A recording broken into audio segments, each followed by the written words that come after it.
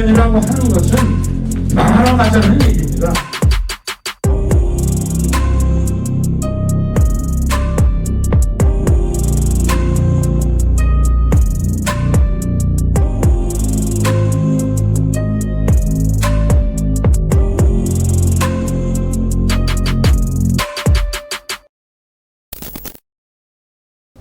안녕하세요. 시민언론 더 탐사 원자력 엑스파일 추석 명절에 진행을 하게 됐습니다. 어떻게 다들 시청자 여러분들 모두 풍성한 추석, 즐거운 추석 잘 지내고 계시는지요? 오늘은 최영민 감독도 마침 갑자기 일이 생겨가지고 못 나오고 우리 서균율 교수님 네. 같이 올해도 한마음 가득한 한가위 예. 되시길 바라면서 또 시작을 하시죠. 예, 오늘 참 오늘은 다른 내용이 아니고 소형 모듈 원전에 대해서 이쪽 분야에 꽤 오랫동안 연구를 해오신 우리 서균율 교수님, 저는 설계를 했었고 교수님은 연구를 하셨고 학교에서 이렇게 하시면서 오늘 내용을 과연 SMR이라는데 이게 진짜 타당성이 있는 건지, 그리고 이런 연구를 국가연구비로 이렇게 진행을 해도 되는 것인지, 그 문제를 솔직 담백하게 그리고 경험에 비추어서 시청자 여러분과 함께 하는 시간을 가지겠습니다. 가능한 쉽게 그럼요. 설명을 할 수 있도록. 이제 조금 아쉬운 거는 마지막 순간에 그 동영상을 하나 보내드렸는데 여기까지 전달이 안 된 거 배달 사고가 있었던 것 같은데 뭐 언젠가 또 기회가 있겠죠. 오늘이 마지막이 아니니까. 그 당시 그 미국 아건 연구소 그리고 아이다호 연구소하고 했던 그 공동 아이넬이라고 하는 게 있으면 국제 원자력 협력 연구 과제 뭐 이런 게 있었는데 그때 한 5년 정도 바로 이 원자로 그때는 그 미국 걸 했습니다. S스타라고 하는 건데요. 어쨌든 그 당시에 이건 이제 액체 금속이었고 조금 4.5세대 정도 되는, 그래서 이거를 한미가 합작해서 만들어서 알래스카에 보내면 어떻게 설치할 것인가를 이제 공정을 잠시 연구했던 적이 있었는데 그때 결과도 그거였습니다. 경제성이 도저히 나올 수가 없다. 는 게 결론이었어요. 왜냐하면 알래스카 같은 땅이 뭐 물론 많죠. 그렇지만은 그런 거를 필요로 한 데가 세계 전체적으로 볼 때는 그렇게 많지 않고, 그리고 경제적으로 우리가 그 도울 수 없을 만큼 가난한 섬나라가 많기 때문에 결국은 경제성에서 실패해서 일단 그만둔 적이 있습니다. 이게 벌써 15년, 20년 됐네요. 그러니까 그때부터 이제 경제성에 대해서는 제가 그 의구심을 갖고 있었죠. 후쿠시마 원전 사고 발생하기 이전이네요. 그렇죠. 훨씬 전에. 그때 한참 이제 막 디벨롭 막. 그렇죠. 네. 그랬는데 그때 한국에서는 전혀 관심조차도 없었고 이 용어 자체도 없었고, 그래서 그냥 소형 원전, 꼬마 원전이라고 제가 농담 드리면서 작은 고추가 맵습니다라고 했는데 딱히 그렇게 맵진 않았습니다. 그 당시에는 이제 스마트 원전에 우리나라가 완전히 포커싱 돼가지고. 그렇죠. 그렇죠. 어떻게 개발을 해놨는데 디자인 서티까지는 받아놨는데 이걸 수출을 해야 될 것 같은데 수출이 안 되는 거예요. 그래서 다들 이제 고민하고 있을 때 같습니다. 맞습니다. 그때 첫 번째 질문이 너희 나라에 지어봤느냐, 그래서 괜찮더냐, 잘 돌아가느냐, 이걸 묻는데 이게 닭과 달걀의 문제가 된 거죠. 그렇죠? 그래서 거기서 멈춘 다음에 그리고 진전이 없었습니다. 그 당시에는 2001년에서 2009년 사이는 저도 이제 사업을 할 때예요. 그러셨어요. 그래서 컨설팅을 하고 막 이럴 때인데 그 스마트 원자로가 어느 정도 개발했는지 저도 잘 몰랐습니다, 사실. 근데 원자력 연구소에 있었고 또 그 안에 사무실을 운영을 하고 있었기 때문에 이 정도면 지금 뭐 수출 좀 해야 되니 그러면 디벨롭을 좀 한번 해보자. 그래서 필리핀에 가가지고 에너지부 장관한테 제가 프레젠테이션을 같이 했었어요. 저 연구소 계신 분 같이 가가지고 그때 IAEA 디렉터로 근무하고 바로 오셨던 전풍일 박사님 모시고 같이 갔었죠. 그러니까 이제 노미네이션이 월드 와이드로 상당히 높으신 분이라 우리 팀을 필리핀에서 흔쾌히 받아들였죠. 그래서 가서 PT까지 다 하고 했는데 이분이 한국을 들어오고 싶어 하는데 그 과정에서 외교적인 어떤 그 관례라든가 뭐 이런 것들 때문에 오는 게 쉽지 않고 두 번째는 우리나라에 개발된 게 페이퍼 플랜트밖에 없었던 거예요. 그렇죠, 그 당시에. 네. 그리고 지금도 마찬가지지만. 맞아요. 그래서 페이퍼 플랜트 가지고 수출을 하려고 그랬던 게 이게 잘못된 거예요. 그러니까 그 당시만 하더라도 지금도 마찬가지지만은 지어서 국제 입증을 시장에 대한 그 경험이 없었기 때문에 그냥 저기 무서운 줄 모르고 뛰어들었던 거죠. 그런데 그때 벌써 국제사는 벌써 그 입증된 기술이냐. 그리고 두 번째 물을 건 아예 질문을 받을 시간을 갖지 못했죠. 그리고 연료 처리해 줄 수 있느냐. 그리고 연료 공급해 줄 수 있느냐. 그 다음 질문이 바로 그렇게 나옵니다. 그런데 이제 첫 번째 질문에 우리가 답을 못하고 막혔던 거죠. 입증되지 않았었기 때문에. 그래서 필리핀까지 가서 프레젠테이션까지 다 하고 했는데 되게 허망하더라니까요. 그래서 나중에 뉴스를 보고 알았는데 2010 당시 5년인가 그때 그저 저기 박근혜 대통령이 사우디를 갔어요. 그래서 정상회담을 했습니다. 거기서 말씀을 꺼낸 거예요. 스마트 원자로 사라. 우리가 기가 막힌 원자로가 있다. 100메가와트짜리 이 원자로인데 소형 원자로다. 그래서 컴팩트하고 안전하고 이게 한 10만 가구에 전기를 공급하면서 물도 공급할 수 있다. 이렇게 이제 얘기를 하니까 사막지대에 살고 있는 사우디가 눈이 팍 띈 거예요. 이거 얼마냐? 그러니까 한 기가 1조 원이다. 그 당시에. 그랬어요. 그러니까 2개 사겠다. 이렇게 된 거예요. 거기서 수주가 됐습니다. 그래가지고 델리게이션을 한국에 딱 보내가지고 한국에 이제 그 사절단 비슷한 그 원자로 이제 협상 뭐 비슷하게 하러 이제 왔죠. 와서 보니까 실체가 없는 거예요. 실체가. 그러면 한국에서 조건이 뭐냐면 이거를 너네 나라에서 짓자. 그래서 입증을 해보자. 그래서 너네 나라에서 입증이 되면 이걸 공동으로 제3국에 수출하자. 이렇게 이제 얘기가 진행이 된 거예요. 그러니까 사겠다고 해놓고 왕이 그 빈살만 왕인가요? 그렇죠? 그런 것 같아요. 왕이 사겠다고 공언까지 했는데 대통령 앞에서 이걸 또 안 사면 안 되잖아요. 그러니까 가만 생각해보니까 사우디아라비아는 미국이 핵 기술을 거기에 이전하는 걸 꺼려하는 나라예요.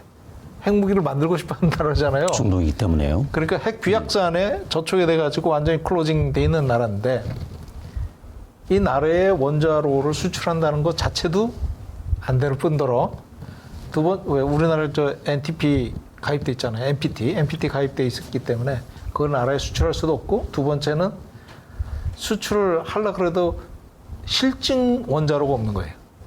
그런데 이제 그쪽하고 이제 얘기하다 보니까 그런 거였어? 이렇게 되니까 이제 빈살만 왕이 고민하다가 어떻게 얘기를 했냐면 그러면 2조가 아니라 1,000억 정도 대줄 테니까 너희들이 300억 대고 해서 공동으로 교육훈련 비슷한 그런 다시 한번 개념 설계를 좀 더 디테일하게 하는 그거를 한번 3년인가 이렇게 기간 동안에 해보자.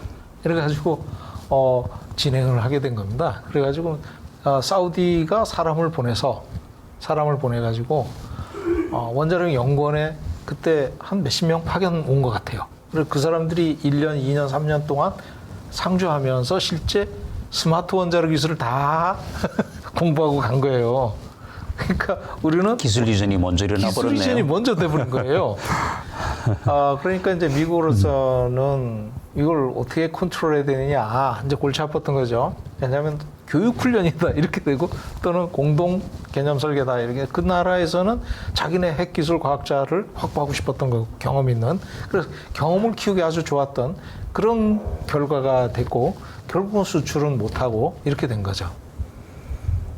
그리고 이제 중동에 그 미국의 너네까지 나라 하나 도와주고 끝난 꼴이 됐으니까 그걸 가지고 우리나라가 저기 사우디아라비아에 1,000억 수출했다. 뭐 이래가지고 막 이렇게 네. 원자력 공소가 한번 한 적이 있죠. 참 안타까운 일인데 실질적으로 입증을 할 수가 없기 때문에 우리나라 국토가 좁아가지고 우리나라에서 이거 테스트하다 사고 나면 누가 책임질 거냐 이래가지고 공무원들 누구도 승인을 안 해주려고 합니다. 한번 기억을 하시겠지만 2005년인가 그때 스마트 원자력 디자인 서티피케이션 그러니까 설계 인증을 할 때 원자력 안전 기술원에서 회의가 있었잖아요. 그때 위원들이 전부 다 원자력 연구원에 짓자 이렇게 얘기를 했었어요. 근데 인구가 많잖아요, 거기가. 그렇죠. 이건 안 된다 이래가지고 막 찬반으로 격돌하다가 결국은 안 된 거로 저도 들어서 얘기를 들었습니다만, 그러니까 이게 이렇게 힘든 거예요. 입증이 아니라 시뮬레이션이나 이런 걸로 입증하는 게 아니라 실증을 하는 거. 그래야 사는 거 아니에요. 우리나라가 원자력 산업이 지금까지 역사 이래 맞아요. 그래서 해외에서 다 맞아요. 실증이 된 것만 들여온 거잖아요. 맞아요. 그래서 연구개발한 게 대부분이 국산화를 한 거죠. 우리나라에서 그 실증이 된 기술을 갖고 와가지고 우리나라에서 국산화를 했던 거죠. 새로운 뭐를 개발한 척이 없죠. 그게 스마트가 1호였는데 결국은 실증을 못해서 실패를 했는데 그 전철을 똑같이 밟아나가고 있는 프로젝트가 지금 ISMR이다. 이것도 디자인 서티피케이션, 설계 인증이 목표예요. 페이퍼 플랜트 만드는 거. 그러게요. 그런데 그 스마트만 하더라도 희망이 있었거든요. 그 당시 그 미국도 그렇고 이렇게 딱히 그 원자력 발전소, 특히 소형 원자로에 그렇게 큰 관심을 기울이지 않던 시절이었습니다. 그러니까 어찌 보면은 무주공산이었죠. 그러니까 우리가 조금 이렇게 다닐 수 있었는데 지금은 웬걸 우후죽순처럼 다 일어나가지고 70개가 넘는 원자로용이 돌아다니고 이제는 중국이 앞서가고 러시아가 앞서가고 미국이 앞서가고 웨스팅하우스가 다시 이제는 소형 원전까지 접수하기 위해서 이제 팔을 걷어붙였습니다. 그러니까 지금은 정말 그야말로 춘추 전국 시대거든요. 그러면 어떻죠? 그동안에 우리가 뭔가 연마를 했었어야 되는데 우리는 그냥 헐벗은 채로 여기까지 와버린 거예요. 그러니까 지금 ISMR은요, 스마트보다 아마도 10배, 20배 이상 그 난관을 거치고 들어가야 되는데 거기 또 하나, 이게 쓰이려면은요, 왜 하죠? 탄소 중립을 가는 길목에서. 그리고 가장 중요한 거는 2040, 그렇죠. 2030년이네요. 지금 이제 7년 남았네요. 까지 2019년 수준의 43%까지 내려야 돼요. 그래서 지금 각국이 지금 소형 원전에 들고 있지 않습니까? 그러니까 뭐냐면은 그렇게 되려면 지금 얼마 남았죠? 6, 7년이에요. 바로 지금 다 끝나고 종이 원자로가 아니고 어딘가 지을 수 있는 원자로만이 앞으로 살아남는다는 거거든요. 그리고 그때 가서 이제 다음번까지 2050년까지는 탄소 중립, 탄소가 이제 그 나오는 것 또 저기 보내는 것 전부 이게 그 이제 중립이 되지 않습니까? 그때 들어가야 되는데 그러기에는 너무 빠듯하는 거죠. 경쟁이 돼야 되는데. 그동안에 이런 것들을 거의 뭐 그냥 페이퍼 플랜트 설계하고 그냥 어떻게 보면 내공 쌓느라고. 그러니까 그게 좀 연결이 되고 그 수준을 넘어가지고 어딘가 우리 국내에 지을 수 있는 노력이 있었어야 되는데 어쨌든 그건 이제 어디를 탓할 건 없지만 포기된 상태이지 않습니까? 그러니까 우리는 그야말로 그냥 10년 넘게 허송세월 하는 동안에 이제 춘추 전국 시대가 됐고 그리고 우리는 경쟁력 없는 상태에서 이제 그 보세요.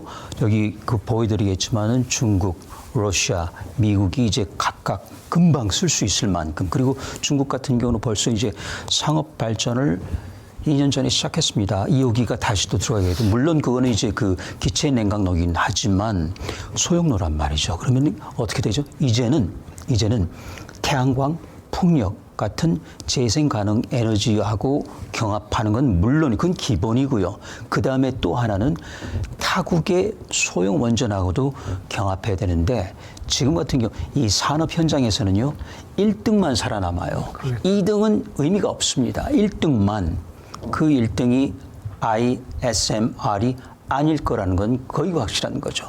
그런데 거기에 이제 우리가 이렇게 전력 투가, 정부 투자가 우리 혈세가 들어간다는 거는 다시 한번 심각하게 고민해야 될 때고 지금이 바로 그때라고 생각합니다. 그래서 저기 이 원자로에 대해서 일단 먼저 전반적으로 일단 시청자분들을 위해서 소개하는 시간을 먼저 갖고 네, 좋습니다. 요거에 대해서 차근차근 어떤 사실 오늘은 SMR 우리가 개발하면 안 되는 이유 그거를 5가지를 요약을 해서 설명을 드릴 예정입니다. 근데 우리 교수님께서 상당히 내용을 풍성하게 갖고 오셔가지고 종합적으로 더 내용이 참 상세한 내용이 될 것 같습니다. 일단 용어적인 어려움 이런 것들을 좀 잘 소상하게 풀어서 잘 설명을 드리도록 해보겠습니다. 먼저 첫 번째 슬라이드 보여주시죠. 이게 소형 원전. 네, 간단해요. 네. 그러니까 소형 원전의 특징 중 하나는 일체형이다. 일체형. 자, 보다시피 여기 보세요. 일단 여기 국어로 풀어놓은 게 지금 업데이트 되지는 않았습니다만은 전체가 다 있는 거죠. 자, 보세요. 저 위에 있는 게 뭔지 아세요? 저 맨 꼭다리에 그렇죠. 하얀 부분. 경납고가 있고요. 그리고 원자로 용기가 통째로 되어 있습니다. 이게 이제 전해를 치면 원자로도 있고 증기 발생기도 있고 가압기도 있고 이게 한 통 속으로 다 들어가 버린 거죠. 자, 그러면 그 밑에 맨 위에 있는 거 보시죠. 꼭다리에 있는 그 약간 하얗게 된 것. 저게 뭔지 아세요? 가압기입니다. 가압기를 아예 그냥 그 안에 집어넣어 버렸죠. 전에는 각각 따로 있었지 않습니까? 가압기가 고온관에 붙어 있었어요. 그래서 꽉 압력을 주죠. 압력을 주는 이유는 500도까지 올라갈 때 또는 300도까지 올라갈 때 섭씨로 말이죠. 섭씨로는 300도까지 올라갈 때 350도 올라갈 때 끓지 않게 안 그러면 끓어버리니까 끓지 않게 꽉 눌러주는 거죠. 그게 이제 가압기라고 하는데 보통 바깥에 있었는데 거기서 지난번에 3마일 때 누수 사고가 있었거든요. 그래서 그걸 아예 집어넣어 버렸습니다. 그런 생각이죠. 집어넣고 그다음에 이제 물이 찰랑찰랑 있고 이게 원자로 운전 시에는 항상 차 있습니다. 이게 소위 2차측이 되겠죠. 그리고 이제 두 개 그 허파처럼 되어 있는 거 있죠. 이게 이제 증기 발생기 또는 열 교환기가 되겠습니다. 그리고 밑에 있는 것 주걱처럼 생긴 이게 사실은 이제 원자로 부분이고 거기에 이제 해결료가 들어가 있습니다. 지금 같은 경우는 경수로로 되어 있는데 물이 들어가는 것이죠. 여기에 중수도 들어갈 수가 있고 여기 액체 금속 그러니까 소듐이나 나트륨이죠. 또는 액체 금속, 납도 들어갈 수 있고 또 한 가지는 그 용융염이라는 것도 들어갈 수 있고 또 한 가지는 기체도 들어갈 수 있고 기체는 이산화탄소 같은 경우 북한에 있는 건 이산화탄소 싼 거 좀 비싸게 지으려면 헬륨이죠. 그게 지금 중국에 있는 원자로 지금 현재 상업화된 상용 원전 세계 최초가 이제 기체 냉각으로 되어 있습니다. 근데 거기는 연료가 이렇게 집합체로 되지 않고 조약돌처럼 되어 있어요. 복숭아만큼 되는 게 수천 개가 쌓이다가 위에 들어가고 밑으로 내려. 어쨌든 이게 일체형이 되어 있다. 그래서 바로 보시면 이거 가지고 이제 터빈이 돌고 발전기가 있으니까 다음부터는 이제 똑같은 계통이죠. 그래서 개념 자체가 문제는 시장은 2030년대라는 거죠. 자, 보세요. 7년 남았습니다. 그러면은 지금쯤에는 모든 게 설계 인증 이 상으로 그렇죠. 최종 안전성 보드 입증 단계에 들어가 있습니다. 그러니까 그때 한 가지 말씀 빠뜨린 게 그래서 그때 스마트 P라고 하는 입증 원자로 그러니까 원형 프로토타입이죠. 그걸 두산 그 당시는 에너빌리티가 중공업이었죠. 한국중공업이던 시절이었고요. 그때 그걸 이제 제작하려다가 그것도 이제 여러 가지 그 재정적인 이유로 해서 포기를 했었는데 지금 그거를 짓고 있으면은 저기 2030년대 시장에 들어갈 수 있는데 그렇지 않아도 이제 뭐 기타 등등 있지 않습니까? 그리고 도심에 그러니까 서울 한강에 여의도에 지을 수 있는 그런 원자로가 되어 있어야 되는데 그러려면은 원형로가 있어야 된다는 거죠. 그런데 지금 우리가 그렇지 못하기 때문에 ISMR 지금 투자해가지고 글쎄요 그때쯤 되면은 종이 원자로 하나 나올까 말까. 그때 다른 원자로들은 지금 상업화돼가지고 국제시장에서 수출하고 건설되고 있을 겁니다. 그러면은 거기에 파고들기 쉽지 않다는 거죠. 요게 한 원자로가 100메가 맞아요. 정도 되는 10만 킬로와트니까 지금 대형 원전이 약 10분의 1 또는 15분의 1 정도 된다고 보시면 되죠. 사람 사이즈를 보세요. 네. 사람 사이즈를 보면 완전 개미같이 쪼만해요. 네. 그러니까 이게 소형 원전인데 소형 원전이 아니에요. 아, 우리가 생각하는 그러니까 이것만 하더라도 아직은 그러니까 갈 길이 먼 거죠. 이걸 이제 진짜 작게 만들 액체 금속을 써야 되겠죠. 그렇죠? 그러면 이제 더 작아져. 근데 저게 저보다 훨씬 큰 1m 80cm 정도 되는 그 사람 크기인데 거기에 비해서 보면은 원자로가 대개 한 4m쯤 되거든요. 3m가 그러니까 4m는 아니지만 지금 현재가 4m, 5m 되잖아요.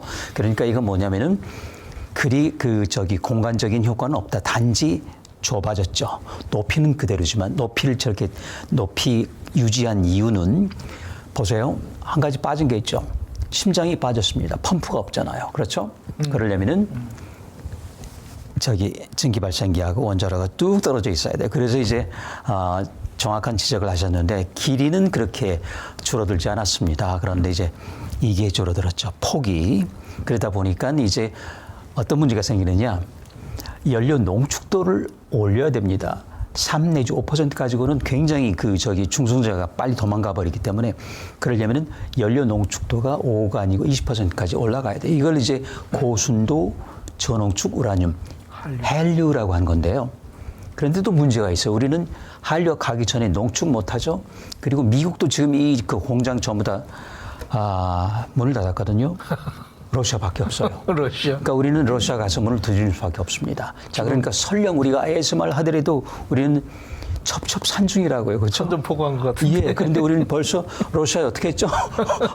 여기 우크라이나 오면서 이제 완전히 돌아섰잖아요. 그거 우리 원자력계가 알고 있는 건지 아니면 모르는 건지 지금 이 정부 동안에 그냥 연구비 받고 끝내겠다는 건지 그거는 범죄이죠. 그렇잖아요. 1호 영업사원 잘라야 됩니다. 네. 이거는 말이 안 되는 거예요. 그러니까 최소한 영업을 하려면은 팔 때까지 생각해야 되지 않습니까? 그렇죠? 뭐 과학자들이야 그냥 하고 정년 퇴임하면 됩니다. 저처럼 무책임하죠. 인건비 받고. 근데 거기에 우리 혈세를 쓰면 되겠습니까? 지금까지 어려운 경제 상황이 그렇죠?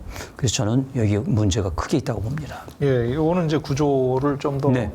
설명을 하는 건데요. 이거 이제 입체형이다 보니까 요 안에 증기 발생기하고 네. 노심 부분, 그다음에 출력 제어 부분, 여기 네. 이제 중성자 제어 부분, 뭐 이렇게 하나로 다 들어가 있다 보니까 네네. 굉장히 컴팩트해요. 하지만 그렇죠. 이거는 스마트 원자로예요. 그렇죠. 그리고 펌프가 있습니다. 네. 모터 캔드 펌프라고. 아까 그거는 이제 없었죠. 이것만 하더라도 이건 있고. 있습니다. 그리고 이거는 이제 어찌 보면은 그 소련 핵 추진 잠수함의 그 심장을 상당히 많이 가져왔죠. OKMB OKBM이죠. 그 러시아 원자로 제조 회사의 하고 핵잠수함 원자로를 갖고 와가지고 거의 사이즈를 키운. 거의 그렇게 보시면 되겠죠. 약간 키웠다 용량을. 이건 이제 뉴스케일 미국에서 지금 개발하고 있는 거죠. 네. 그래서 이제 이건 보시다시피 그냥 아예 연못에 집어넣어 버렸죠. 왜냐면은 혹시 노출이 될까봐. 그렇지만은 이거는 평상시 때는 대단히 불편한 구조죠. 저게 어떤 의미가 있을까요? 그러니까 두고 봐야죠. 이거 이제 입증돼야 되는 기술이란 말이죠. 그리고 만약이라도요. 저기 보세요. 지금 후쿠시마에 대한 그 교훈이 아직 여기 반영이 안 되는데 4억이 똑같은 수주, 4억이 말이죠. 거기는 원자로에서 빠진 해결료가 똑같이 이런 상태에서요. 해결료 수조에 들어가 있었다고요. 그런데 어떻게 됐죠? 물이 다 빠져버렸잖아요. 그렇죠. 금이 가니까. 똑같아요. 이거 콘크리트 바닥이잖아요. 그러니까. 이것도 수조가. 수조가, 그래서 이제 수조로 가져온 거는 원자로가 노출될까봐. 펌프가 돌아가지 않는데, 그럴 때 그 냉각 계속시키기 위해서 잔여를 제거하기 위해서 한 건데, 원자로 4억이 마찬가지로 망가졌단 말이죠. 4억이 말이죠. 후쿠시마 4억이. 그 이유는 저렇게 돼 있는 수조에서 물이 빠져버렸기 때문에. 그래서 결국은 이것도 입증되기 전에는 그리고 지금이야말로 확률이 1000만 년에 한 번, 1억 년에 한 번 하지만은 잠깐만요. 작잖아요.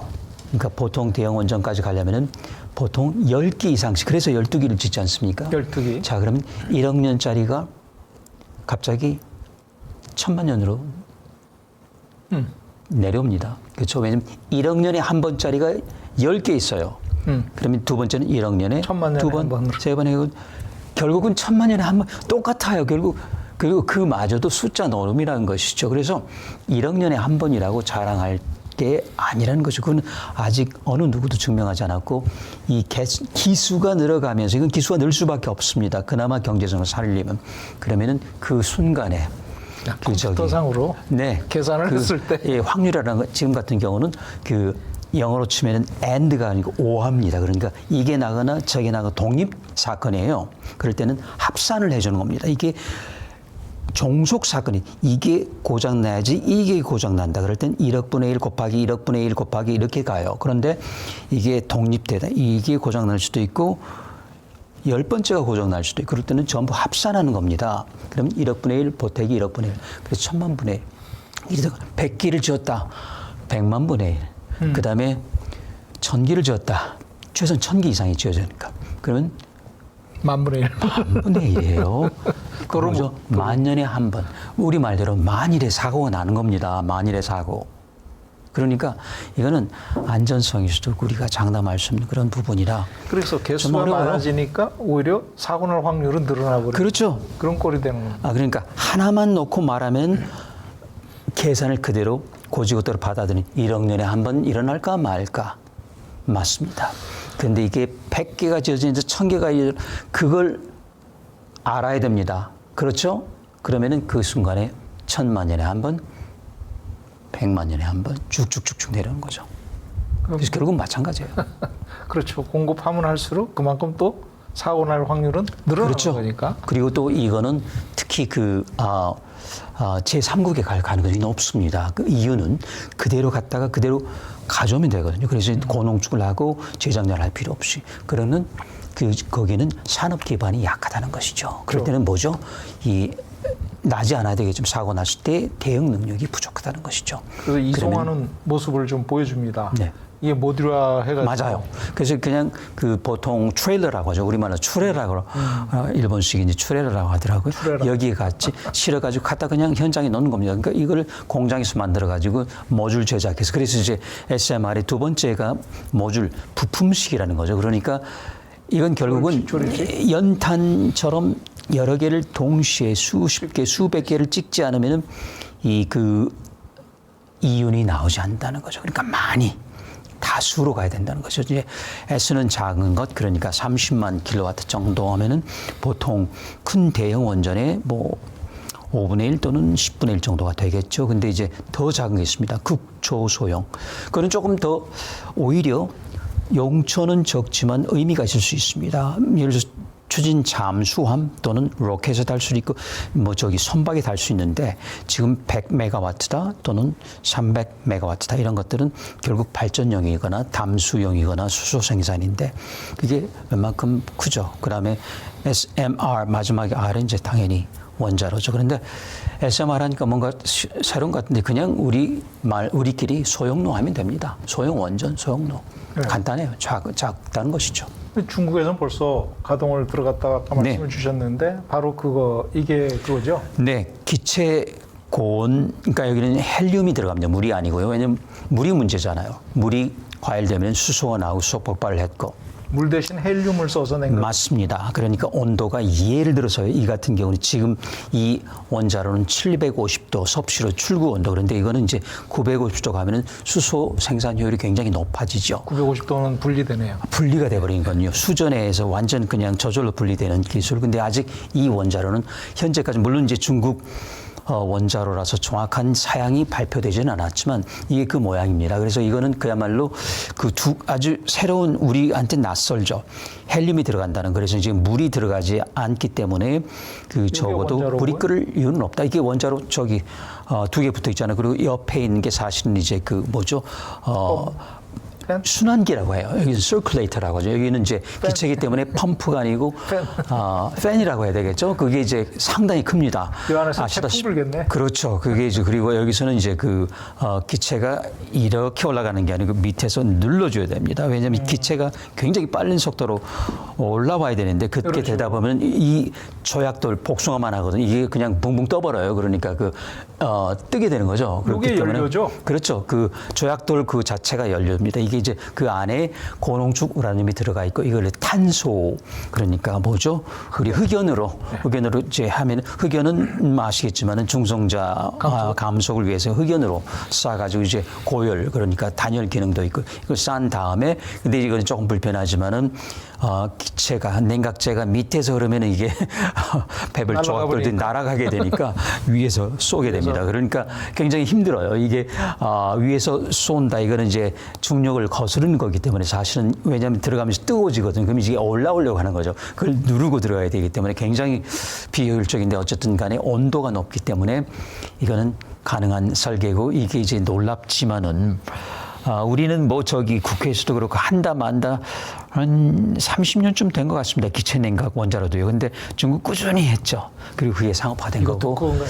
그다음에 이거는 이제 경수로입니다. 이거는 이제 특히 쇠빙선 쓰던 거를 이제 개조를 해가지고 출력을 좀 높인 거예요. 러시아. 그렇죠, 러시아. 그래서 그 다음에 보면 저기 이제 붙어 있는 조금 그 다음 그림을 보시면 이게 이제 바로 로사톰 이건 러시아 키릴 문자이기 때문에 좀 이상하죠. 로사톰 ROSATOM이라는 뜻이거든요.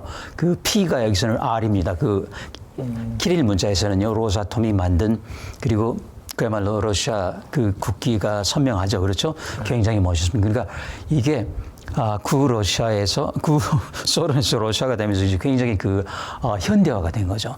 여기에 이걸 싣고 다니면서 언제든지 그 정박하면 거기가 발전소가 된 거죠. 이제 부유식이 될 수도 있고 이걸 하나 갖다 놓을 수도 있고 그러면 이제 부지 선정 문제가 풀릴 수도 있지만 이게 오만 대 다 흘리고 예. 그래서 그린피스가 이 원자로의 별명을 지어줬거든요.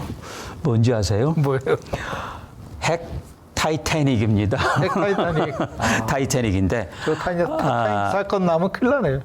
그대로 가는 거죠. 왜냐면 녹을 수 있거든요.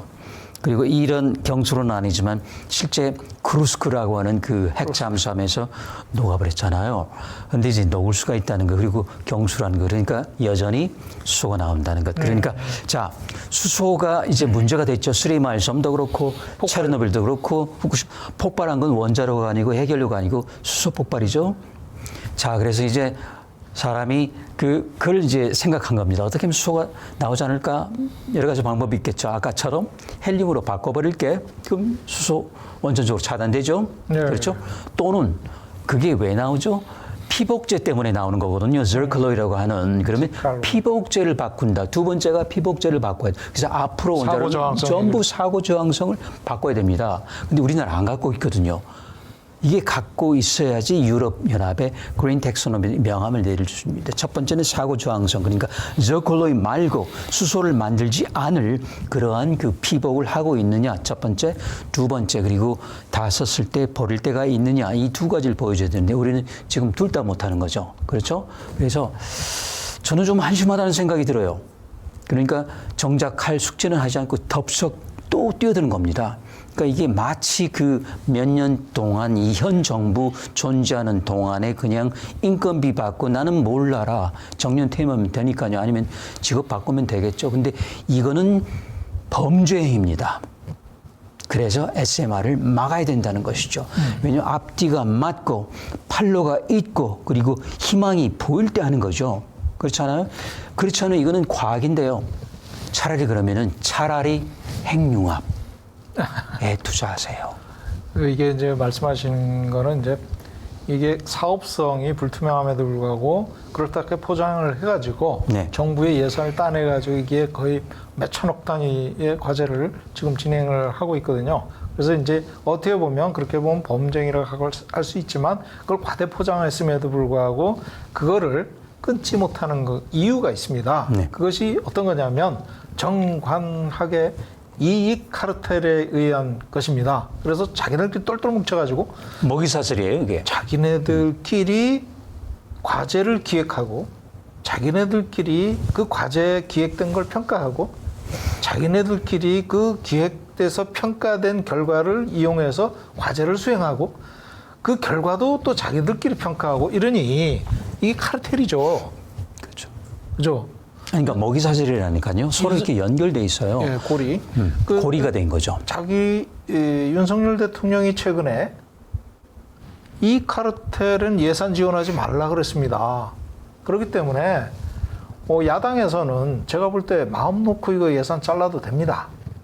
대통령이 이 카르텔 이거를 그 예산 주지 말라 그랬거든요. 이거는 분명히 이 카르텔입니다. 그거를 우리가 분명하게 적시를 해야 될 것 같아요. 사업 타당성이 불가능하고 우리가 실현성이 없음에도 불구하고 이거를 수행해야 되는 이유가 뭐냐. 그걸 국민들한테 소상하게 설명이 안 되고 예타 있잖아요. 예산 타당성 평가. 예산 타당성 평가도 자기들끼리 들어갔어요. 그렇겠죠. 그래가지고 그 평가 내용이 공개가 안 돼요. 네? 지금 일반인들한테 공개가 안 됩니다. 자, 이게 뭐 얼마나 대단한 어떤 국방과 관련된 연구를 하는 것도 아닌 건데 그 뭐 사업성 평가하는 것까지도 공개가 안 되면 국민들은 세금을 어떻게 쓰는지 지금 모르잖아요. 우리가 혈세로 한 거 아니겠습니까? 그렇죠. 그럼 알 권리가 있죠. 맨 먼저 있지 않을까요? 교수님이 쓰는 교수님이 네, 아닌가요? 맞습니다. 그래서 이런 것들은 어떤 이익 앞에 그냥 모든 걸 다 잊어버리지 말고 진짜 책임성을 갖고 이거를 들여다봐야 되고 연구하는 것도 보면 뭐 아까 말씀하신 것처럼 1억 년에 한 번 사고 난다. 일반 시민들은 이거 사고 안 나네? 이 정도면 뭐 우리 인류가 태어나서 지금까지 온 역사가 10,000년, 10만 년, 길어야 100만 년인데 이걸 뭐 1억 년에 한 번 일어난다 그러면 인류의 어떤 그 사실 지구가 다 뽀개지고 없어지고 다시 생겨야 되는 그런 네, 요즘 그 뽀개진다는 말이 잘 나오니까요. 네. 그렇죠. 그래도 안 될 것 같은데 그런데 제가 말씀드렸죠. 모두에 이거는 하나만 볼 때 그것도 이제 액면 그대로 받아들일 때 근데 이게 100개, 1000개 너무 당연한 게 용량이 10분의 1, 15분의 1이라면은 그만큼 기수 소위 속된 표현 쪽수를 누릴 수밖에 없어요. 그럼 네. 결국은 아까 말씀드린 대로 독립 사건이기 때문에 합산이 된다. 그럼 다시 지금 대형 원전보다도 좋을 게 하나도 없는데 후쿠시마만 하더라도요. 1000만 년에 한 번, 100만 년에 한 번이었습니다. 그 빈도수는요. 빈도가. 거무줄처럼 왔다 갔다 해요. 그렇죠. 1000만 년에 3번. 근데 1000만 년에 3번 나죠. 근데 맞긴 합니다. 왜냐하면 나버렸기 때문에 이제 앞으로 2번. 999만 99. 안 나겠죠. 맞는 것 같아요. 그런데 문제는 나버렸다는 거죠. 그래서 제가 드린 말씀, 확률이라는 건 아무런 의미가 없다는 겁니다. 그리고 그 시점에서는 그 설계자들은 다 돌아가셨거나 딴 일을 하고 있거나 무관한 거예요. 그렇죠. 누가 책임집니까? 그러니까 이렇게 그 1억 년에 한 번이라는 거를 마구 이거 저기 공수표 남발하는 거죠. 아무 의미가 없습니다. 그런데 우리가 체감하는 건 보세요. 1979년에서 1986년 거쳐서 2011년까지 6번 노심 영융 사고가 있었습니다. 4호기 원전 후쿠시마 4호기도 포함해야 됩니다. 사용하기 6개죠. 자, 2023 빼기 1979 해보세요. 자, 그러면 이게 기본적으로 약 40년 근처란 말이죠. 근데 그동안에 몇 개가 났습니까? 6개죠. 자, 그러면 6, 7년에 한 번씩 난다가 맞아요. 그렇죠? 그러니까 빈도수는 6년에 한 번이다. 7년에 한 번이다. 이게 빈도예요. 통계적인 현실에 입각한 그 원자를 각각 수리말도 그렇고 체르노빌도 그렇고 후쿠시마도 각각은 100만 분의 1, 1000만, 그러니까 1000만 년에 한 번 원전, 그러니까 정확히는 1000만 원자로 년, 원자로 하나당 그리고 1000만 년이 있을 때 한 번 날까 말까. 그런데 말씀하셨죠? 그 말이 맞습니다. 왜냐하면 이 원자로는 사라져버렸기 때문에 더 이상 사고 나지 않죠. 나머지 999만 또 할까요? 안 나죠. 그러니까 맞는 것 같아요. 이 과학자, 기술자들이 거짓말을 안 했네요. 근데 우리는 벌써 상처는 받았죠. 그럼 뭐예요? 그러니까 끝까지 나지 않아야죠. 그럴 때 확률이 의미가 있는 거죠. 안전 문화를 안전 신화로 바꿔버린 그런 그 평가 결과가 되지 그렇죠. 않느냐. 예, 이런 안전 문화는 현재 우리 안전에 지속적인 위협 요인이 되고 있다. 맞아요. 이렇게 보는 게 맞습니다. 그럼 원자력계 주장은 뭘까요? 한번 봐주십시오. 이게 뭐 맞죠. 왜냐하면 대형 원전이기 때문에 누가 그냥 비용이 적게 든다. 하루 아침에 5조 1조. 거기다가 저기 뭐죠? 이제 밀리기 시작하면 10조 금방 넘거든요. 핀란드 보세요. 프랑스 보세요. 조지아 보글 보세요. 미국 보세요. 10조가 넘거든요. 누가 이자 부담해 가면서 어느 나라가 이렇게 합니까? 그렇죠? 잘 사는 나라일수록 투자가 안 될 것이고 못 사는 나라는 아예 꿈도 못 꾸고 그러니까 이제 틈새 시장으로 들어왔는데 좋아요. 1조 원 잡을까요? 자, 그런데 문제는 건설 문제. 그러니까 건설도 우리 같으면 6년, 5년이면 끝내잖아요. 핀란드 보세요. 10년 넘었거든요. 조지아 보세요. 미국. 그러니까 10년이 넘죠. 자, 근데 이거는 어떨 것이냐? 아니요. 왜냐하면 계량이 안 돼요. 입증되지 않았기 때문에 우리는 측정할 수가 없는 겁니다. 그러니까 이 설계 단가 또는 발전 단가 또는 건설 기간 이 모든 걸 볼 때 모든 게 영어로 fuzzy하다 그러는데 뿌연 거예요. 알 수가 없는 거죠. 그렇죠? 그러니까 물론 주장은 주장이죠. 그렇지만 이걸 받아들이고 아니고는 뭐 국민이 아니고 사실은 그 구매자겠죠. 그렇죠? 받아들여야 될 것 같죠. 저는 그렇게 굉장히 생각하죠. 위험하다고 생각이 되는 이유가 우리나라는 지금까지 카피 디자인만 쭉 해왔어요. 네. 그러다 보니까 같은 설계를 시공을 하고 나서 그다음부터는 계속 똑같은 일만 해왔거든요. 맞아요. 여태까지 그랬죠. 그러니까 이제 어떻게 보면 숙련도가 높아진 거지. 이런 새로운 원전을 갖다가 새로 설치를 해서 새로 시공을 할 때는 상황이 완전히 달라진다. 그렇죠. 여태까지는 그 석탄편으로 몸으로 떼우면 됐거든요. 근데 엔지니어가 그런데 지금 머리를 써야 되거든요. 이건 다른 문제예요. 엔지니어가 저지먼트를 내리고 맞아요. 판단을 하고 공학적으로 그 디시전을 내려야 되는 그런 상황들이 되는데 이런 문제들을 우리는 경험이 없어요. 맞아요. 네. 어떤 새로운 거를 부닥쳐서 이렇게 해본 경험이 없거든요. 지금 이거 개발 누가 하고 있습니까, 지금? 원자력 연구소. 네. 그러니까 이거는 연구소가 아니고요. 기업체가, 업자가 상업화해가지고 해도 부족하거든요. 프로페셔널 엔지니어들. 맞아요. 이게요. 그 과학하고 공학하고 상업 사이 그 경계가 너무 뚜렷해요. 근데 우리는 과학 수준에 머물고 있어요. 이게 아마추어. 공학 오고 그리고 이제 상업까지 와야 되거든요. 비즈니스까지. 그때까지는 굉장히 시간이 많이 걸립니다. 근데 우리는 아직 과학도 시작, ISMR은 아직 그 문턱도 넘지 못했습니다. 뭐 공학 저 뭐죠? 상상적인 나래만 지금 펼치고 있는 거죠. 맞아요. 사실. 그게 뭐냐면은 똑같아요. 우리가 그 복사를 해왔던 것처럼 스마트를 어떻게 조금 해가지고 용량 맞추고 그리고 이제 그 예를 들어서 풍소 문제, 제어봉 문제 뭐 이런 것들 가압기 문제 또 펌프를 뭐 할 거냐 말 거냐 이런 문제를 하는 건데 이게 쉽지 않은 겁니다. 그리고 디시전 못 내립니다. 네, 그리고 또 보세요. 프랑스를 항상 잊으면 안 됩니다. 아레바가 핀란드 갔을 때 왜 그렇게 헤맸을까요? EPR이라고 하는 그야말로 기존 대형 원전임에도 불구하고 처음 짓는 거였기 때문에 시행착오가 너무 많았던 겁니다. 그리고 안전 문제가 계속 불거지고 웨스팅하우스도 보세요. 들어갔을 때 그 원자로 연기 금 가기 시작, 제 이름 균열 가고요. 설계가 잘못돼가지고 이렇기 때문에 그 FOK라고 하거든요. First of a kind.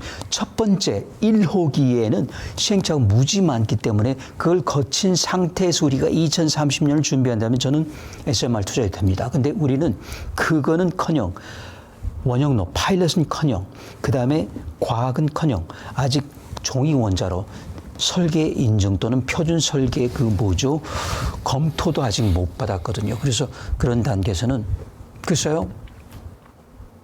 사실 TMI 원전 사고도 3마일 원전 사고도 사실 원전이 굉장히 오래된 거잖아요.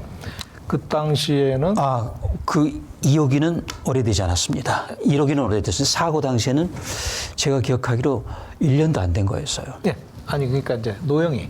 노영은 굉장히 오래됐죠. 그러니까, 노영은 오래됐죠. 노영이 오래돼가지고 사실 그 당시면 이제 원전이 막 출연해서 조금 이제 어드밴스되는 단계였잖아요. 그렇죠. 79년이니까. 맞아요. 그런데 70년대 이제 설계를 했다고 봐야 됩니다. 그때는 아스멜 그렇겠죠. 코드도 아스메 코드도 이제 막 이제 형태를 갖출 때예요. 그때 그 잠수함 원자를 가져와가지고 그냥 예, 예. 몸집을 불리던 시절이기 때문에 예, 예. 그냥 마구잡이로 조금 과하게 표현하면 그런 시절이었다고 봐야죠. 에러가 굉장히 많았어요. 그렇죠. 그러니까 체크 밸브를 거꾸로 달아버려가지고 예?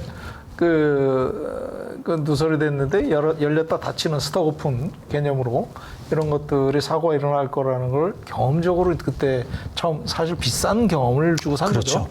이게 처음 하면서 발생되는 에러들이거든요.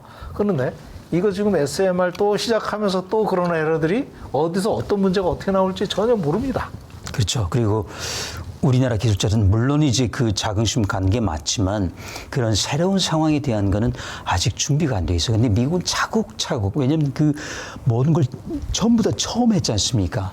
그렇죠? 핵폭탄 오펜업 시작해가지고 이제 리커버 제독이 그 잠수함 원자로 만들었고, 그리고 액체 금속과 같이 가다가 이 경소로 여기 가닥을 잡았고, 그리고 그걸 몸집을 키우기 시작하고 이제 shipping 포트가 되고, 그리고 점점 커지고, 우리 이대 말씀하신 수리말섬까지는 그때는 그 기술이 그렇게 발전된 상태가 아니었죠. 적용이 안 됐었고. 그 개념 자체가 개념 자체가 없었다니까요. 없었고. 그리고 또 한 가지, 근데 이제 그 사고는 그래서 그 원전이 돌아가고 한 몇 달 안 돼서 났기 때문에 그 저기 오래됐다는 걸 제가 오해를 했었는데, 근데 설계 자체는 지금 볼 때는 굉장히 오래된 것이고 그런 그 결함을 갖고 있었던 것이 초기 설계죠. 그러니까 지금은 우리 3세대, 3.5세대라고 하는데 그때는 1세대, 1.5세대, 2세대도 아닌 그런 정도라고 봐야 되겠죠.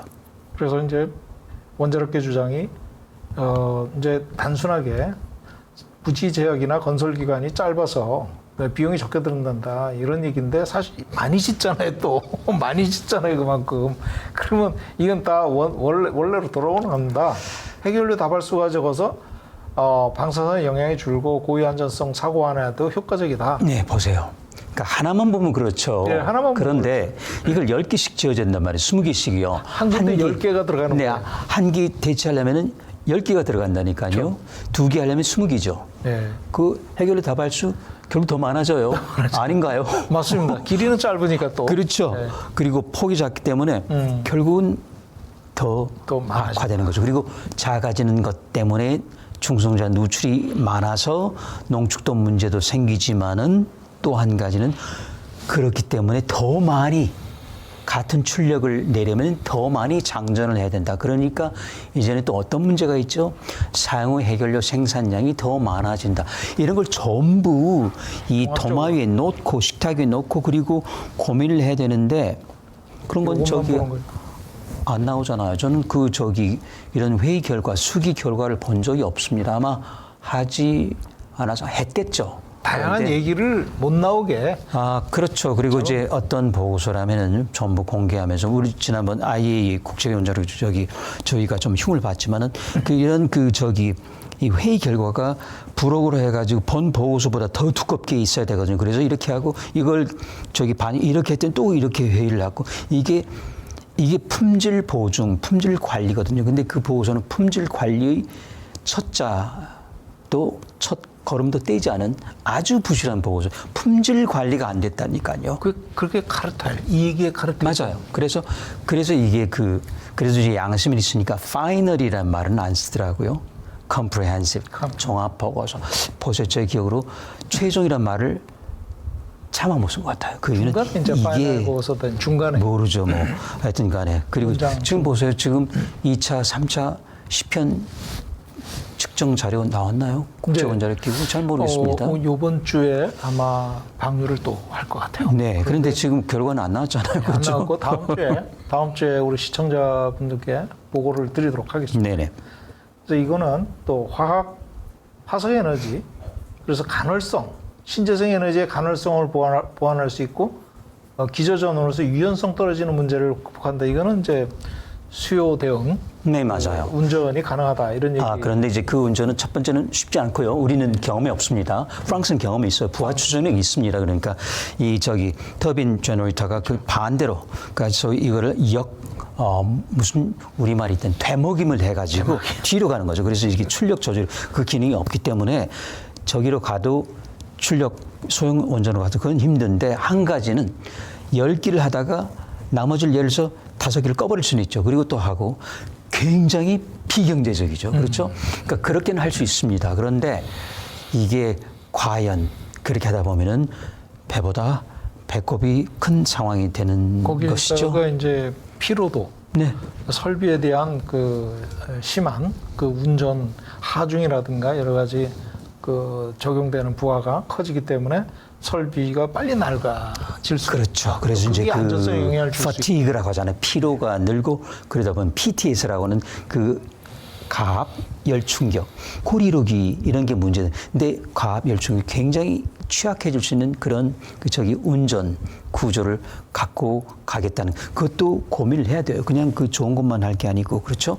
그리고 기저 전원 물론 그렇죠. 그건 이제 석탄 화력 이야기니까. 그러니까 물론 그런 데서 정당성은 있고 이게 바로 미국이 처음 들고 나온 것이고 그 다음부터는 전부 앵무새처럼 전부 어느 나라를 가든 똑같이 되풀이하고 있고 언론 받아쓰고 있는데 그 뒷이야기까지 들어가야지 이게 국민께서 큰 그림을 보신다는 거죠. 그렇죠? 네. 물론 그 의사결정 과정에 참여는 할 수 없겠지만 그래도 우리 국민은 알고 계셔야 됩니다. 그 원자력계 그렇죠? 주장을 좀 자세히 네. 제대로 이렇게 좀 봐야 됩니다. 그래서 마지막으로 화석에너지 빈자리를 메우려면 신재생에너지와 협업이 가능한 소형원전이 반드시 필요하다 이렇게 얘기하지만 태양광 예산 팍 까버렸어요.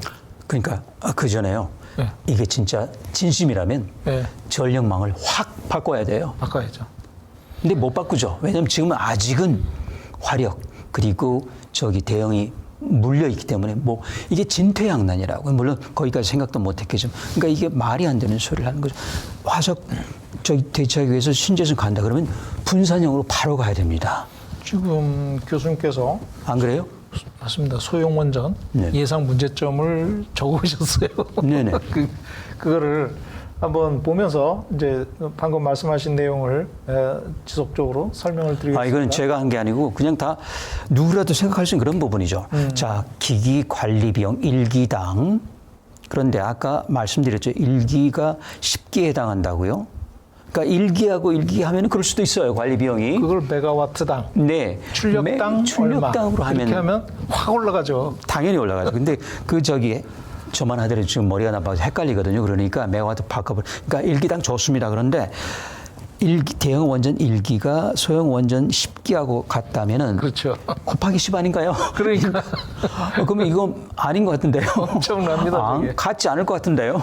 오히려 더 비효율적일 것 같고요. 그렇죠. 이제 흩어져 있으니까. 자, 그러면 이걸 이제 아까 말씀드렸죠. 그래서 간단한 계산에 1400메가와트, 그러니까 140만 킬로와트죠. 이거는 이제 10만 킬로와트짜리를 한다. 그러면 14기가 필요하잖아요. 지금 보통 APR 1400이니까요. 우리 신고리 3사부터 해가지고 신하늘도 그러고 다 그렇잖아요. 이제 앞으로 1500이 나올 수도 있지만 150만 킬로와트짜리. 그러면 발전 단가도 당연히 올라가죠. 그렇잖아요. 왜냐하면 이게 여러 개를 지어야 되니까요. 그걸 말을 하지 않는 것 같아요. 하나를 지어가지고 하나 대신에 10기, 15기가 들어가야 된다는 것. 그렇죠? 만약에. 그래서 이제 조금 내려가면 됩니다. 그리고 이제 경수로 방식인 한은 강, 바다. 그럼 과연 이거를 여의도에 세울 수 있을까요? 여의도 주민 괜찮으실까요? 국회의원들은 괜찮을 수도 있습니다. 여당에서는요. 용산도 괜찮을 수 있습니다. 용산도 괜찮을 수 있습니다. 그런데 문제는 국민 수용성에서 벽에 부딪히는 말씀이죠. 그래서 이거는 결국은 경수를 쓰는 한은 우리가 항상 그리고 이제 냉각이 필요하니까 경수가 아니라도 냉각이 필요합니다. 그래서 냉각 이건 이제 3차 계통 냉각이죠. 그러니까 2차 계통 터빈 누르고 그 다음에 이걸 냉각시키는 거 말이죠. 그러니까 우리가 최소한 전기 터빈을 쓰는 한에서는 강이나 호수나 바다에 있어야 되고 그러면 우리는 자유롭지 못하다. 결국은 똑같은 문제가 생기는 거죠.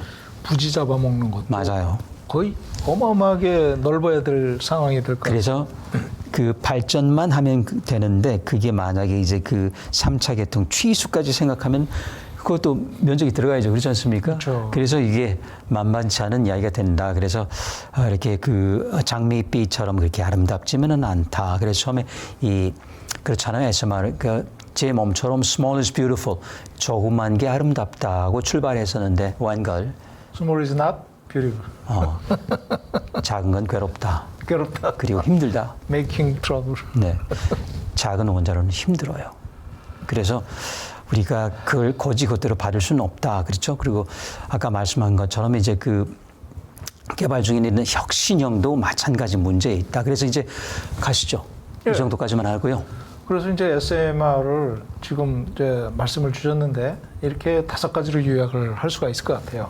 그래서 가동에 의한 안전성 입증이 불가능하다. 지금 뭐 어디서 가동을 돌려서 한 10년 정도 사고가 난다 안 난다 이게 확인이 돼야 되는데 그게 어렵다.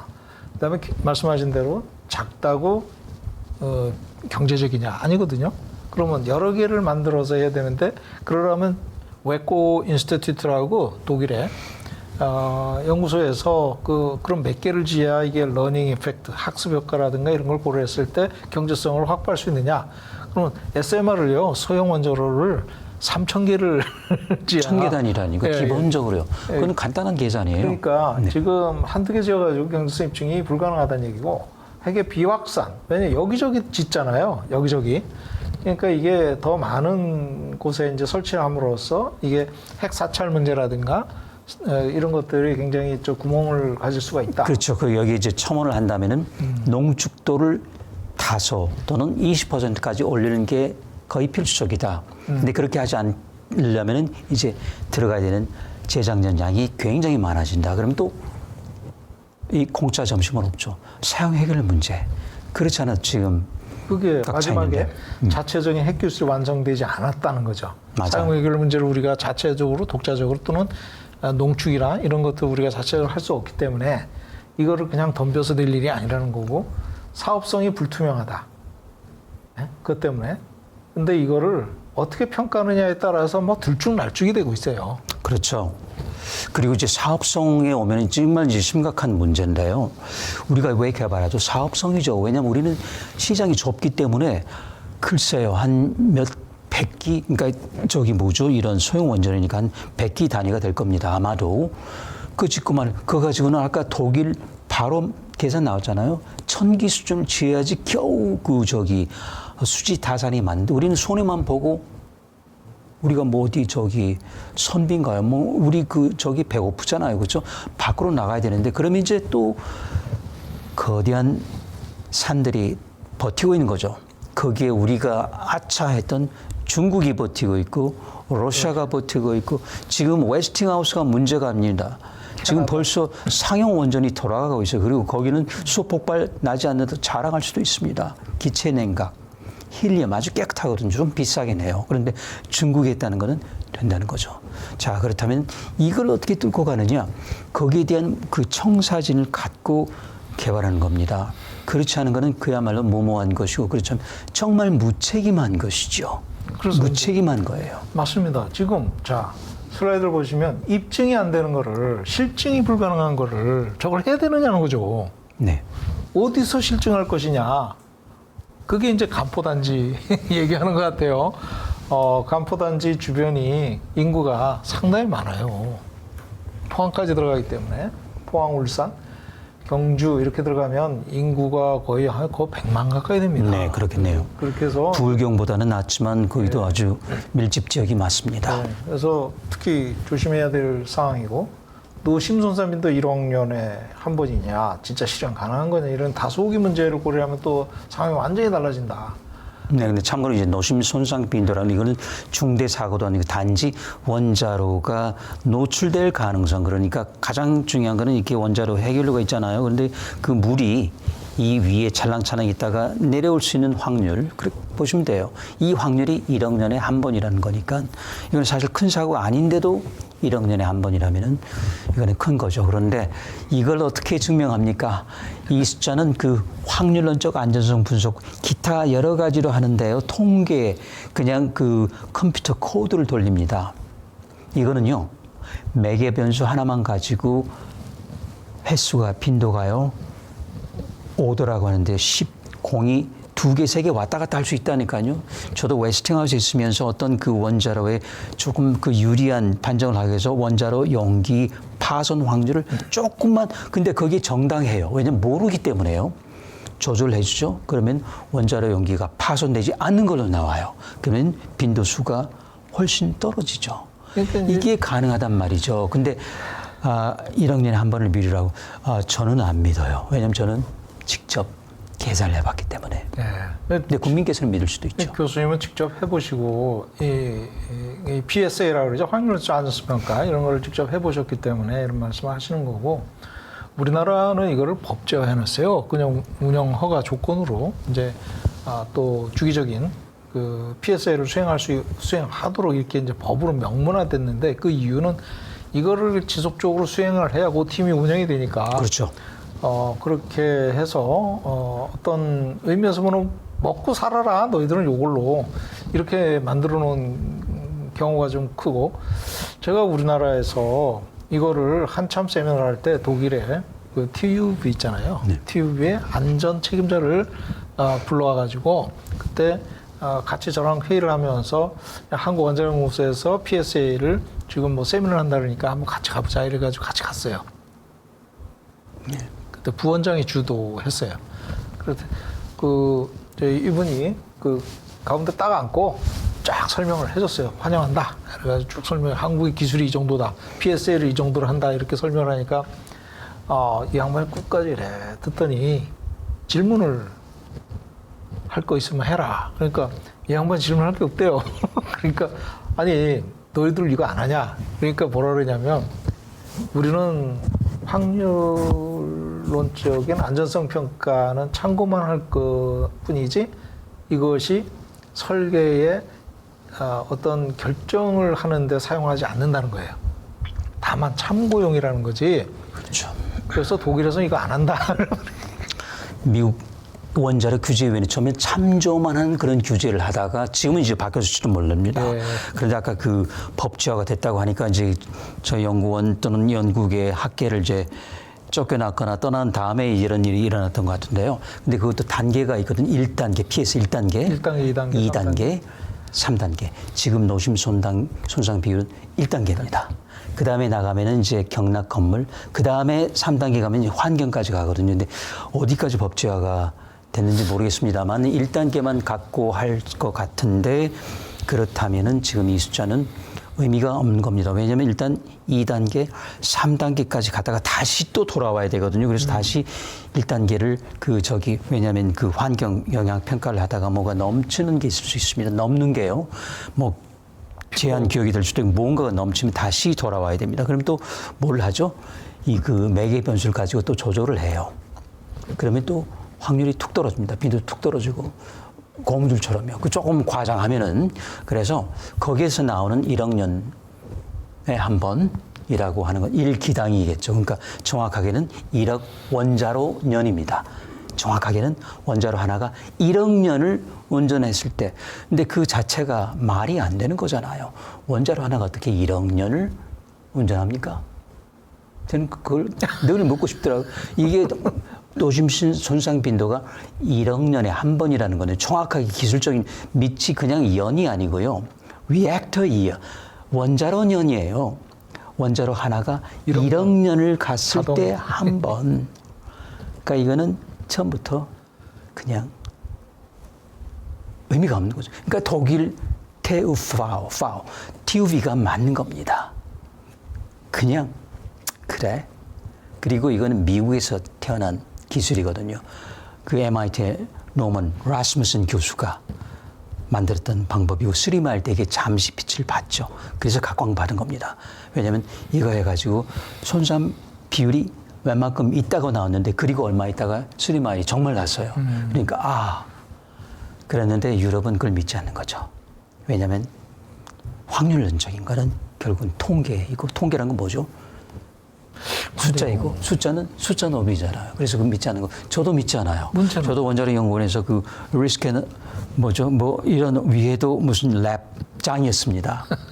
그래서 제가 너무 잘 알아요. 거기 쓰는 컴퓨터 코드도 잘 알아요. 우리 국산화 다 했거든요. 그런데 그게 말짱 헛장난이라는 거죠. 근데 그걸 해석하는 사람마다 결과가 다 다르더라고 또. 그 같은 사람도요. 그 주문, 오더를 어떻게 받았느냐에 따라서 매개변 싹싹.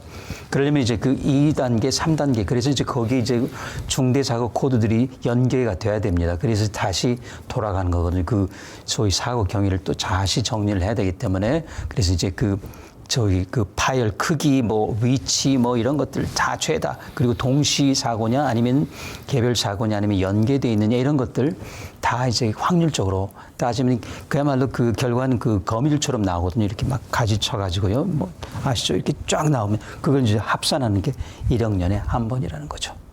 그래서 이제 독일 같은 경우는 저 결정론 쪽 그 안전해서 맞아. 그걸로 다 한다. 그냥 안전. 예. 경락 건물도 무조건 안전. 누설되면 안 돼.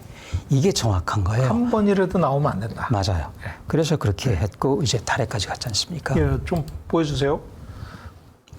그래서 피동냉각 기능이라는 거를 자꾸 주장을 하는데 이건 사고에 대응할 때 기능이 약화되는 문제가 있다. 네. 신속하고 기동성 있게 대응을 못하기 때문에 물론 이론적으로 뭐 가능하다고 얘기를 하지만 그러니까 이거는 이제 하늘에 비는 거죠. 입증이 안 아까 말씀드렸죠. 이렇게 뜨거운 게 밑에 있고 차가운 게 대류. 이걸 그야말로 이거는 자연에다가 그냥 기우제에 올리는 거랍니다. 이게. 근데 만약에 그게 작동하지 않은 순간이 있을 수 있잖아요. 그때 어떻게 하냐? 그럼 잔열은 계속 나올 텐데 방사성 붕괴는 계속 일어날 거란 말이죠. 그러니까 하나를 알 때 둘을 생각하지 못한 거라고 할 수도 있고 한번 이것도 연구해 보죠 해서 이렇게 된 걸 겁니다. 아마도 피동형. 그래서 말이 피동이 그리고 전에는 그 뭐죠? 그 inherently safe 그러니까 원천적으로 그 안전하다. 그러다가 이제 그 저기 조금 걸렸는지 원천적이란 말은 뺐더라고요. 근데 피동이라는 게 결국 그렇게 아름답지만은 않아요. 굉장히 그 ugly 그러니까 흉해질 때가 있는 거죠. 그때가 바로 사고 당시. 그래서 이제 뉴스케일사 원자로가 지금 NRC 인허가 받는 중에 어떤 기술적인 현안을 한번 잠깐 들여다봤습니다. 그랬더니 차폐벽 설계 문제에서 관통부 이게 좀 지금 현재 현안으로 나오고 있고 가연성 기체 감지 시스템이나 경납용 건물 누설 이게 이제 경납 건물이 거의 없어요. 그 안에 바깥에 이렇게 싸고 있는 게 경납 용기고 건물이다. 그럼 경납 건물이 없거든요. 사실 그냥 빌딩으로 돼 있어서 이 누설 문제를 그럼 어떻게 가져갈 것이냐 하는 문제가 있고 이게 방금 말씀하신 밀도파 진동이라고 그러는데 그게 이제 그 피동형 냉각을 피동형이라는 건 외부에서 펌프를 이렇게 흐르지 않아도 대류 밀도 차이에 의해서 자기네들끼리 그냥 이제 도는 그런. 그렇잖아요. 우리 그 아지랭이 보시면 되잖아요. 주전자 물 뜨겁잖아요. 그러니까 이게 위로 올라가죠. 그게 바로 이제 열기관 갔다가 이제 거기서 열 뺏기죠. 무겁죠. 그럼 내려와요. 그리고 저 아지랭이 좀 피어오르고 여기서는 또 이제 그 빛 이슬처럼 내려오고 아지랭이 이슬 이렇게 이제 왔다 갔다 하는 건데 좋죠. 그런데 이제 굉장히 비효율적이다. 그냥 돌리는 게 낫죠. 돌리는 게 전기를 어찌든 회복해가지고. 그러다 보니까 밀도파가 생겨가지고 그게 진동을 일으켜가지고 이게 내부 구조물이 하나로 일체형으로 되다 보니까 굉장히 복잡하잖아요. 그리고 좁죠. 컴팩트하다 그러니까 이게 그 촘촘하게 서로 붙어 있어요. 그러니까 그게 막 진동이 일어나는 거예요. 맞아요. 그리고 일단 늘어나면 이제 그 옆으로 전파가 되고 이런 문제가 이제 생겨서 그다음에 이제 다수기 문제라든가 플로블로키즈라고 그러는데 플로블로키즈는 뭐냐면 어디가 깨져가지고 유동을 막아버리는 경우가 생길 수가 있는 거죠. 조각. 그리고 예를 들어 뭐 그러지 않아야 되겠죠. 망치 쪽을 놓고 해가지고 그게 걸려버리면은 좀 좁거든요. 그러면 이제 거기 이제 물을 막는 거죠. 그러면 어떻게 되죠? 못 올라. 그러면 이제 과열되는 거죠. 그렇죠. 1950년대 초에 경수로 생기기 전에 소듐, 나트륨 원자로를 맨 먼저 만든 똑같은 그때 망치는 아니고요. 그 부품 하나가 이걸 가리는 바람에 뭔지 얘기하시는 거죠? 아니요. EBR. 저기 실험 저기 어디죠? 미국. 아이다호에 있는 그 실험 우리가 잘 모르지만은 첫 번째 원자로가 액체 금속이었습니다. 소듐이요. 나트륨 원자로. 거기 밑바닥에 이게 끼어버리니까 나트륨이 올라가질 못한 거예요. 그러니까 이게 노심용류이 일어나지 않습니까? 네. 초장에. 그래서 그때 액체 금속을 포기했죠. 저기. 그때는 이제 우라늄이 없으니까 플루토늄 쓰려고 했었는데 어쨌든 간에 그래서 이제 경수로가 발을 치게 된 거죠. 얘기하시니까 영광 한빛 원전 3호기에서 증기발생기 안에 망치 나온 거. 저도 그걸 계산한 건데요. 그런 게 아니고 여러 가지 더블이 파편이 있거든요. 그것도 있고. 왜냐하면은 그 저기 특히 가압경수로 같은 데 소매, 이 서멀 슬리브라는 것도 이런 것들이 그 파편이 굉장히 많아요. 그래가지고 그게 낀 적도 있고. 그러니까 근데 여기는 이제 아까 말씀 좁잖아요. 그러면 낄 확률이 훨씬 더 많죠. 복잡하고. 네. 그다음에 이제 클래스 1이 이제 이거를 안전성을 약화시키려고 한 거예요. 그래서 클래스 1을 없애버리는 네. 그런, 왜냐하면 전기가 없어도 돌아간다. 그러니까 왜 전기가 우리는 꼭 필요하냐? 아니다. 그래 그러니까 클래스 1이라는 거는 이제 안전성 등급의 전기를 얘기하는 거거든요. 나 비안전성 등급을 하겠다. 그다음에 정비성, 검사성이 굉장히 부족해요. 이게 증기 발생기 저 좁은 데서 이게 검사가 안 되거든요. 그런데 우리나라는 해결료 교체할 때마다 100%에 가까운 증기 발생기를 세관이 얇기 때문에 누설이 되면 안 되니까 검사를 해야 되고, 또 그거를 그러면 하려면 조립을 풀어야 될 것이냐. 이러면 또 기간이 기니까 이걸 어떻게 할까? 그러니까 어떻게 나오냐면 10년에 한 번씩 그냥 교체하겠다 이런 얘기를 해요. 근데 그 안에 언제든지 누설이 일어날 수 있거든요. 네. 그런데 이제 문제는 그동안에 일어날 수 있다는 것. 그렇죠. 그리고 아까 말씀드린 다른 문제들이 좀 있죠. 한번 다시 띄워보시죠. 네. 네. 그래서 이제 그 문제가 지금 어떤 해결되지 않은 그런 문제, 이거 말고 또 있을 겁니다. 그렇죠. 근데 이제 아까 이제 쭉 우리 대표 쭉 가시는 도중에 이게 이제 경락 건물이라는 게 지금 이렇게 뭐 1m, 50cm짜리가 거의 사라지다시피 하잖아요. 그 이유는 이제 아예 수조에 들어가 있으니까. 자, 그러면은 이런 원자로야말로 만약이라도 간포가 됐건 울진 어디가 됐건 들어온다면 우리나라는 김정은이가 그 굳이 핵폭탄 쏠 필요가 없다니까 바로 직격탄하면 거기 얼마나 많은 그 핵 연료 널브러지겠어요. 장사포. 예, 거기도 아까 그처럼 하나에 12개가 들어가 있잖아요. 아주 공격받기 좋게 집약적으로 돼 있어요. 또 거기다가. 그렇잖아요. 그리고 건물 깨면 건물도 없어요. 수조가 물이 빠질 거 아니에요. 당연히 빠지고 당연히 증발하겠죠. 자, 그러면 이거는 지구상의 공산주의 사회주의하고 대항하고 있는 유일한 민주주의 자본주의 국가인 대한민국에는 전혀 맞지 않는 보이죠. 뉴스킬러 원자로라고. 왜냐하면은 타격 가능성이 있고 몇 년 전에 김정은 위원장이 가리키고 있었잖아요. 그게 어딘지 아세요? 고리, 지도, 한울, 한빛, 울진. 월성. 그걸 가리키는 거 왜 그랬을까요? 거기다가 핵폭탄을 쓰는 게 아니고요. 그냥 핀을 딱 꽂아놓은 건데. 네, 왜 그럴까요? 그냥 장사정포가 됐건 뭐 웬만한. 그림 좀 한번 보여주세요. 그래서 이제 우리한테는 맞지 않는다. 이게 지금 우리가 따라가려고 하는 맞아요. 원자로인데 이게 수조 안에 들어가 있거든요. 맞아요. 평상시 운전 중인데 포탄이 하나 날라와가지고 옆에 떨어져가지고 네. 벽이 깨져가지고 물이 쭉 빠져버렸어. 당연하지 않을까요? 그러면 네. 그래서 이 아까 제가 원자로가 그냥 말씀드렸어요. 막 불나는 거예요, 이제. 네, 왜 그랬죠? 후쿠시마 사호기가 저걸 보여준 거고 지진 때문에 그거는 균열이 갔죠. 그렇지만은 우리 같은 경우는 지진도 있죠. 그렇지만은 더 확률적으로 높은 사건은 폭격이죠. 폭격 드론. 예, 드론일 수도 있고. 이거 완전히 무방비 상태입니다. 그야말로 쫙 물 빠지죠. 그 다음에는 이제 지옥이 펼쳐지는 거죠. 예. 그리고 이제 또 빌 게이츠의 테라파워가 있는데 여기에 이제 에드윈 라이만 교수, UCS 엔지니어인데 지금 담당자입니다. 그래서 얘기가 SK에서 빌 게이츠 테라파워 3,300억을 지금 투자를 해줬거든요. 네.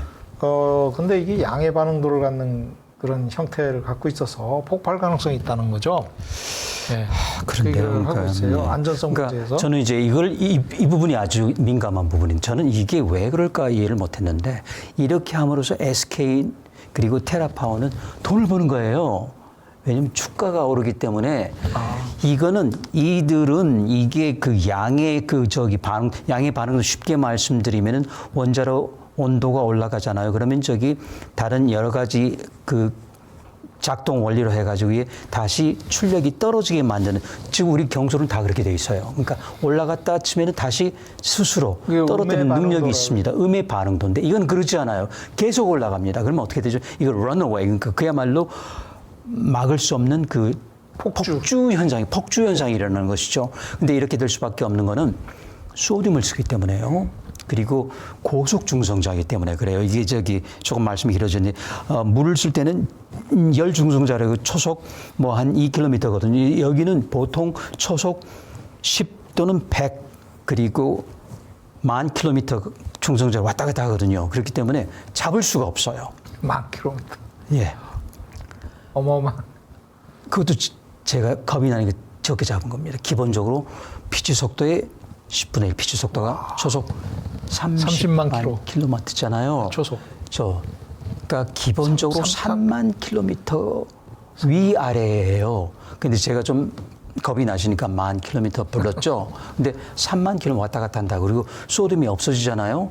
자, 첫 번째는 그러면은 이 녀석들은 중성자는 더 활기를 치죠. 그렇죠? 왜냐면은 물이 있을 때는 거기에 부딪혀가지고 감속이 되는 이거 감속 그나마 없어졌잖아요. 예. 그런데 소듐이 나가서 그냥 가만히 있을까요?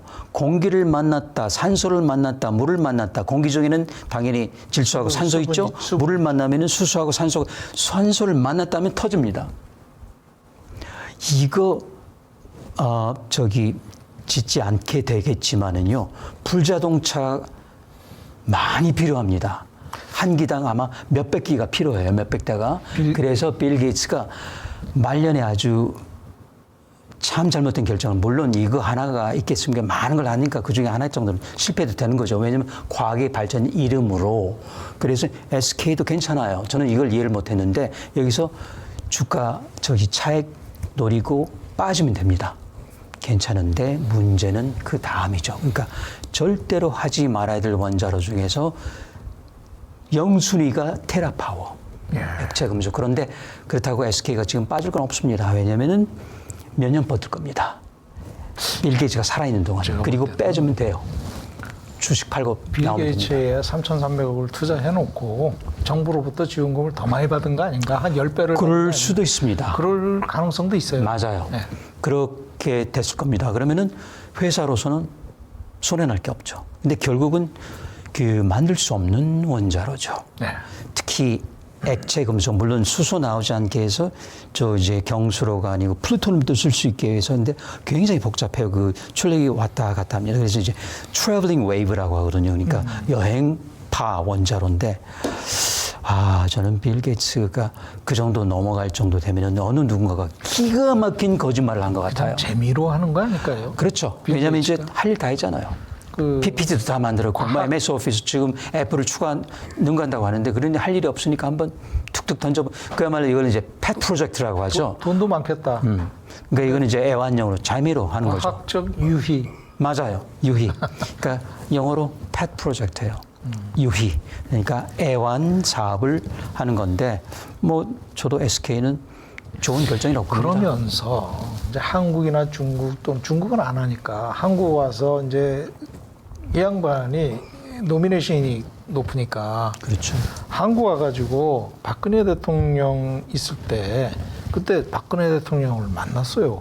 그래가지고 악수하면서 주머니에 손 넣고 악수 딱. 네, 그 친구가 바로 메리입니다. 그게 빌 게이츠고. 지금 윤석열 정부에서 또 갑자기 날라와가지고 문재인 정부 때는 근처도 못 왔는데. 그렇죠. 다시 와가지고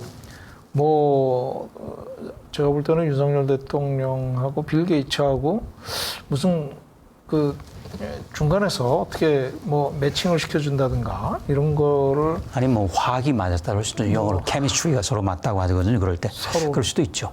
케미칼 화학 반응이 일어난 거죠. 리액션이 일어난 거. 그렇죠. 생화학 반응인가. 그래서 이그니션 포인트가 SK가 지원한 3,300억이 되지 않느냐. 그럴 수도 있어요. 예. 그렇게 보이네요. 근데 이런 거는 그냥 하나의 예피설이고요. 그런데 그래도 박근혜 대통령 때는요. 증거는 없는 겁니다.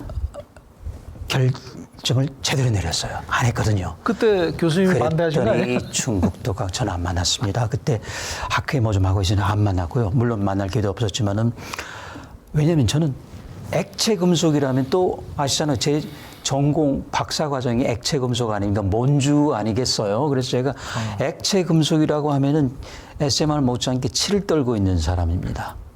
그래서 처음부터 만나지 않았는데, 그때 이제 그분 말고 또 장윤일 박사님이라고 또 계시, 학원에서 지금 퇴임하실 수가 있고요. 그분도 오셔가지고 IFR라는 게 있습니다. 그것도 이제 소형로예요. 근데 아니다, 이건 아니다 했는데, 어쨌든 간에 이번에 다녀갔다는 거 제가 몰랐고요. 그리고 그랬다면 어떤 그런 화학적인 그런 반응으로 해서 그런 투자가 나올 수도 있죠. 근데 SK는 저는 잘한 것 같습니다. 예. 그런데 문제는 다음이라는 거죠.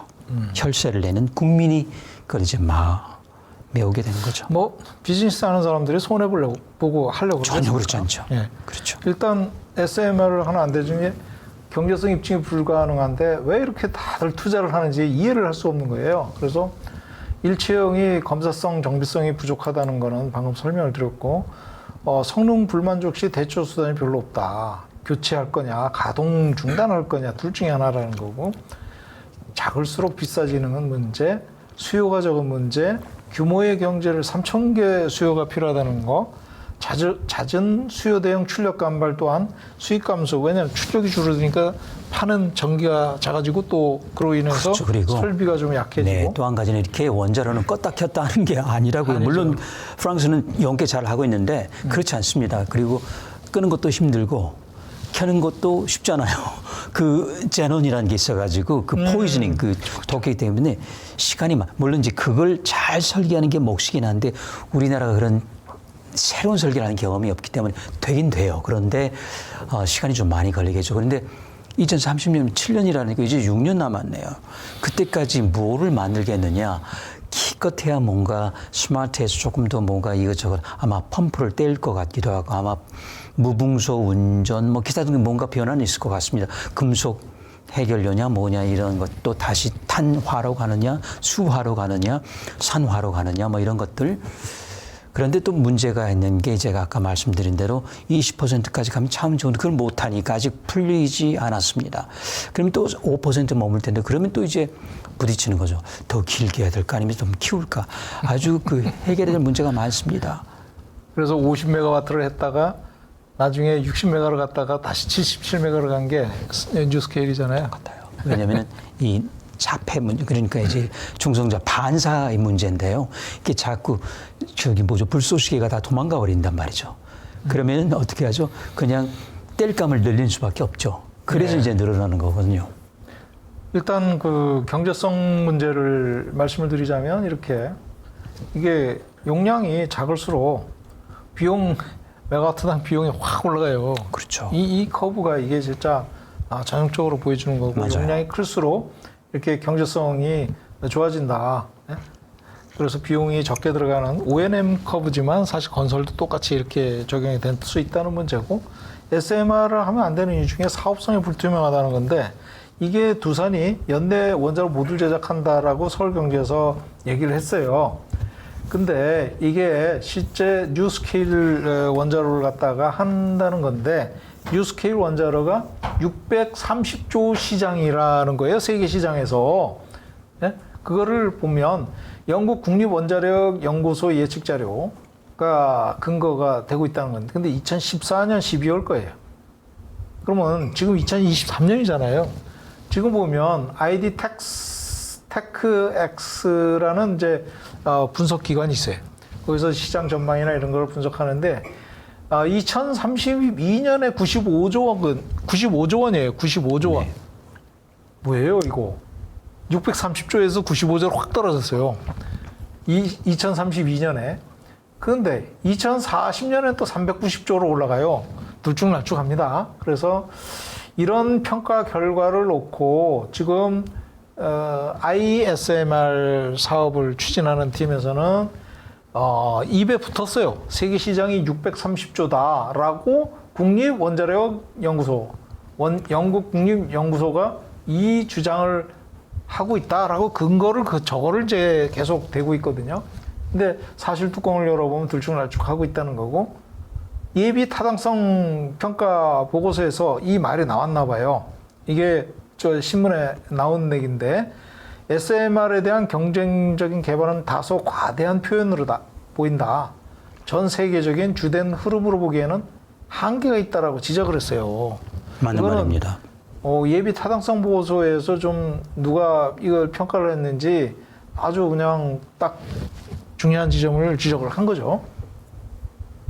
뉴스케일도 방금 말씀드린 대로 뭐 사이즈를 좀 늘려가는 이유가 이제 용량을 키워야 경제성이 늘어나니까 그래서 경제성 문제로 하고 있어가지고 지금 이게 뉴스케일이 지금 제일 큰 문제가 전체 계획된 460메가와트 중에 116메가와트만 전력을 사용하겠다 하는 약정이 돼 있다는 거예요. 최소한 추가로 120메가와트는 확보를 해야 되는데 지금 이게 사업성이 불투명하더라고요, 이게. 그래서 이거 SMR이 무슨 수출이냐 이러고 있는데 오히려 돈만 들어가고 정부 연구비라고 그냥 마구잡이로 해서 되는 일이냐, 이건 혈세인데. 교수님이 또 이 좋은 자료를 갖고 오셨어요. OECD ENIA라고 있습니다. 유럽의 국제경제협력개발기구인데 그 산하의 원자력국이 있어요. 여기서 평가한 소형원전에 대해서 이게 몇 년도 자료인지 2023년 올해 자료인데요. 따끈따끈하네요. 네, 아주 따끈따끈 몇 달 안 됐습니다. 예. 그래서 이제 거기서 이제 이 원자력국이 이제 규모는 작지만 그 국제 원자력 기구 IAEA만큼 그 많은 발간도 하고 여기 그 전문 지식이 쌓여 있어가 여기서 이게 그 6가지 기준 거기는 이제 인허가부터 시작해가지고 연료 수급을 어찌 할 것이냐까지 아주 종합적으로 본 거죠. 그래서 일단 이게 전부는 아니지만 우리 한국이 이제 20점 이거는 이제 36점 만점에 20점이니까 약 100점 만점에 55점쯤 돼요. 중국이 러시아와 함께 30점, 이게 한 80점쯤 됩니다. 자, 제가 여기서 드리고 싶은 말씀은 중국, 러시아가 벌써 미국을 앞서가지고, 그러니까 중국하고 러시아는 벌써 시장에 물건이 나와 있어요. 진입하고 있는. 진입했어요. 자국에서요. 자, 그럼 뭐죠? 첫 번째 질문에 대한 답을 알죠. 너희 지어봤느냐? 아직 입증까지는 가지 않았지만은 아직 어느 나라도 입증하지 않은 상태에서 이 두 나라는 일단 우선권이 주어지지 않겠어요? 그렇죠? 이걸 갖고 있다. 자, 우리가 자 언제죠? 2030년 아직 ISMR 글쎄요. 2030년 가도 아마도 원자력 안전위원회에서 무슨 설계 인증이나 또는 종합 설계 검토나 뭐 이런 걸 받거나 말거나 그 상태였겠죠. 자, 그리고 또 파일럿이라고 하는 실증로를 한번 지어봐야 되겠죠. 누가 이걸 사겠어요? 근데 뉴스케일에서 머리를 쓴 것 같아요. 아이다호에다 그냥 하나 밀어넣는 것 같아요. 이 실증로 개념이죠. 아직 그 수요자는 찾지 못했지만은 일단 이거 집어넣자. 그 이유는 한국에서 너무 고맙게도 투자를 해줬기 때문에 이게 전부 다는 아니지만 미국 DOE 돈을 끌어올 수 있을 겁니다. 그렇잖아요? 우리도 똑같아요. 외국 투자를 받으면은 정부가 밀어주고 똑같은 수법. 제가 그 아까 그 영상 만들었을 때 국제 원자력 협력 개발 사업 아이넬이라고 하는 거예요. 그게 각각 아곤하고 아이다호 할 때 서로 아곤이 해주잖아요. 그럼 우리나라 그 당시 과학기술부에서 저기 과학기술처에다가 부가 됐는데 지원을 막 늘려줍니다. 몇 억씩 똑같은 걸 겁니다. 이렇게 해서 드디어 원자로 주조 자금이 확보된 거겠죠. 그러니까 그 12개를 짓지 못하지만 6개는 짓지 못할지라도 이걸 가지고 이제 실증로를 그냥 그 아이다호 어느 그 애매한 데다 짓는 거죠. 그리고 그러면은 대개 뭐 아까 수요가 뭐 얼마 차이지 않았죠. 그렇죠. 400 얼마 중에 100 얼마. 그래도 이걸 가지고 해결할 수가 있을 겁니다. 그러니까 그 뭐죠? 일석이조가 되는 거죠. 그래서 하나를 딱 그러니까 이게 원래 제대로 됐다면은 6기나 12기를 두산 에너빌리티에다가 주문하는 게 맞아요. 그런데 혹시 12기 주문 들어왔나요? 아니요. 근데 요거를 간포에다가 6기를 짓는다는 거예요. 그러니까 무슨 말씀이냐면 그야말로 교수님 말씀하신 로직이 맞는 게 네. 이제 한국에서 주식을 투자를 해줬단 말이에요. 맞아요. 3천억을. 그러니까 미국에서는 또 가만히 있어서 정부에 돈을 대주고 맞아요. 또 그렇게 해서 만들어서 아이다호에 설치를 해서 돌려보면 아, 뭐 된다 안 된다가 나오면 그렇겠죠. 그걸 한국에다 짓는 거예요. 지금 간포에다가. 저도 그렇게 지금 된다니까요. 예. 그래서 거기다가 못 지으니까 거기다가 실증 하나 짓고 우리 예. 그 애매한 기업 예. 저기 그러니까 이번에 때는 대통령 갔을 때 출자했을 거 아니에요. 그렇죠? 두산중공업이 이제 수출했다. 맞아요. 기가 막히죠. 기가 막힌 거예요. 그래가지고 수출했다 그러고 그 두산중공업이 제작해서 간포에다 설치하는 거예요. 간포는 참 어떻게 되려나. 아, 그러니까 이제 간포가 그야말로 그 뭐죠? 히로시마, 후쿠시마 다음에 이제 실험실 동물이 되는 거죠. 뭐 아직도 아무도 경험하지 못한 우리 그 김정은 위원장은 이 결정을 굉장히 호재라고 지금 웃음을 참지 못하고 지금 물론 표정 관리하겠지만은 그러니까 보세요. 이게 지금 간포에다가 문무대학 과학연구소라고 네. 착공을 했는데 저기 미래혁신 원자력 시스템 연구 실증을 본격화하겠다 이렇게 네. 해놨는데 뭘 하는지가 분명하지가 않아요. 저기 보면 공사비가 지금 3,263억이 들어갔거든요. 그래서 언제까지냐면 2025년까지 하겠다. 그러면 여기에 뭘 하는지는 없어요. 이 주변 인구 30km 이내의 인구가 190만 명이 사네요. 190만 명이요. 네. 많습니다. 엄청납니다, 지금. 30km 하더라도 네. 저기 불경 못 잡는데요. 저기 SMR 하나 그냥 설치했다가 뻥 해버리면 저거. 와. 네, 그것도 우리 두산 에너빌리티가 만든 원자로가 문제가 된다면 그러면 누가 책임지는 겁니까? 참, 이런 것들을 참 조심해야 되는데. 조심도 조심인데 그 공개, 정보 공개도 정말 중요하죠. 그리고 이제 지금 어떻게 되는지 모르겠는데 그 원자력 학회장이 뉴스케일 이사더라고요.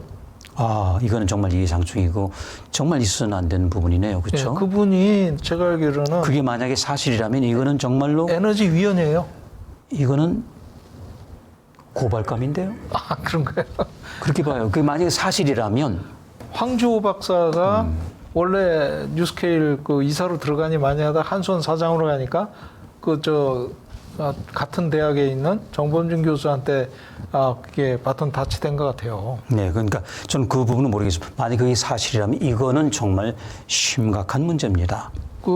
심각한 문제예요. 그렇게 서로 이익의 카르텔화되어 있다는 거를 이거는 분명히 많은 분들이 좀 깨닫고 또 국회에서도 이런 예산을 정부가 함부로 쓰지 못하게 해야 됩니다. 네, 막아야죠. 막아야 됩니다. 이거. 그래서 또 안 되는 이유 중에 여러 가지가 있습니다. 이제 두 가지만 더 말씀드리겠습니다.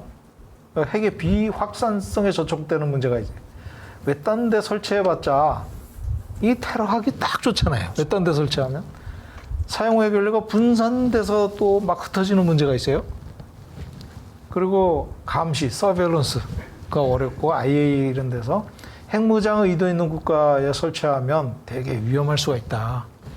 거기서 언제 빼가지고 어떻게 가공하고 뭐 이런 알게 모르게 할 수도 있는 거고 도초에 설치돼서 도초가 핵으로 오염된다. 그냥 부지만 오염되는 게 아니라 이게 강이다, 바다다, 온데 그냥 다 예를 들어서 특히 우리나라는 지하수, 수맥을 수맥이 많으니까. 그다음 군사적 유용성 가능성이 많잖아요. 예를 들어서 용산에 설치했다. 그러면 장사포 거리 안에 들어가잖아요, 저기가. 맞아요. 그럼 그냥 그다음에 경비 시설과 요원수가 늘어날 수밖에 없고. 그러면 이제 이게 경제성 떨어지는 요인이 되고 있다. 근데 굳이 장사정포가 아니라도요. 네. 그냥 드론. 배낭에다가 네. 들고 와도 되고요. 드론에다가 드론 왔다 갔습니다, 진짜. 용산까지. 네. 요즘은 그런 상황이 바뀌었잖아요. 네. 장사정포가 아니라도 됩니다. 사람일 수도 있고 그게 그야말로 이제 인간 드론이죠. 걸어 다닐 수 있는 배낭에 들어가면 되니까요. 조립해가지고 요즘 조잡한 걸 하더라도 효과는 똑같거든요. 그게 핵배낭입니다, 핵배낭. 네, 핵배낭이 있죠.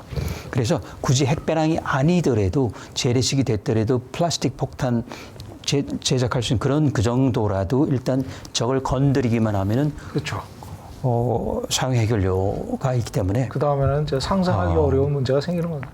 어쨌든 물론 이제 공포 조장을 하면 안 되겠지만은 그럴 가능성이 점점 더 많아진다는 것이고 그럴 수 있는 그 부지수가 지금은 그래도 밀집되어 있기 때문에 삼엄한 경비를 하잖아요. 그런데 이게 퍼지다 보면은 정말 몇백 기, 1000기가 가다 보면 그거 다 못하죠. 어딘가 뚫리게 되겠죠. 그러면 우리가 그런 위험을 감수하면서까지 이렇게 해야 되느냐.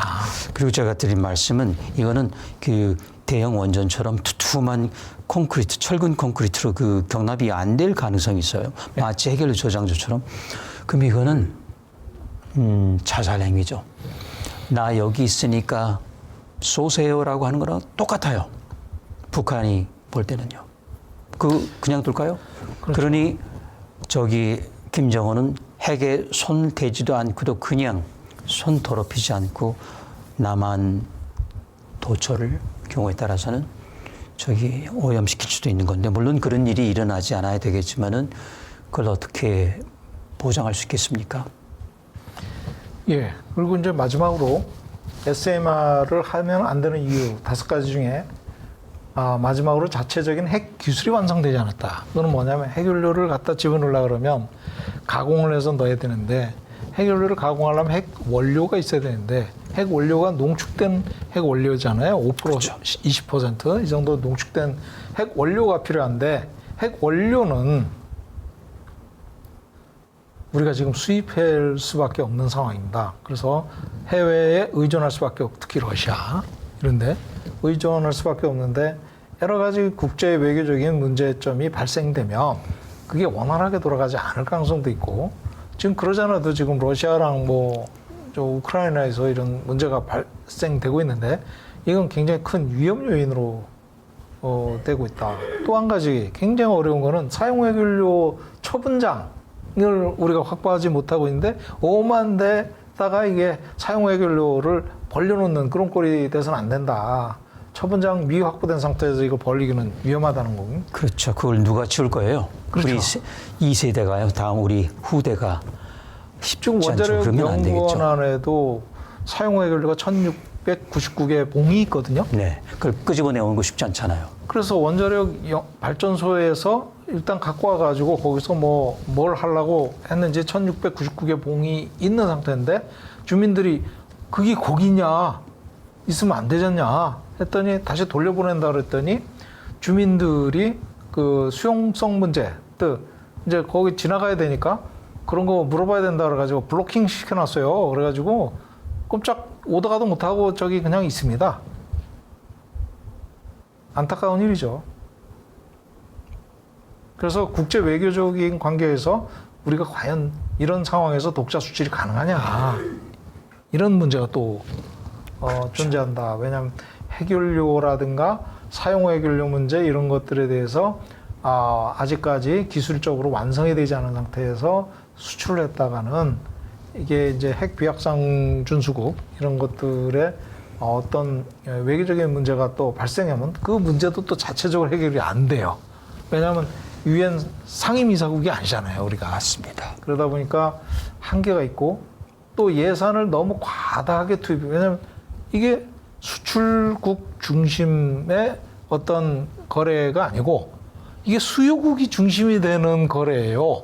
수요국에서 마음대로 결정을 하는 벤더도 마음대로 결정하고 근데 수출하는 쪽에서 몸 달면 달수록 이거는 굉장히 손해보는 그런 수출 거래가 되고 있고 이런 문제가 되고 있다. 그래서 이제 오펜하워 에너지 드림 이것이 과연 어떻게 갈 것이냐 우리 교수님께서 정리를 해오셨습니다.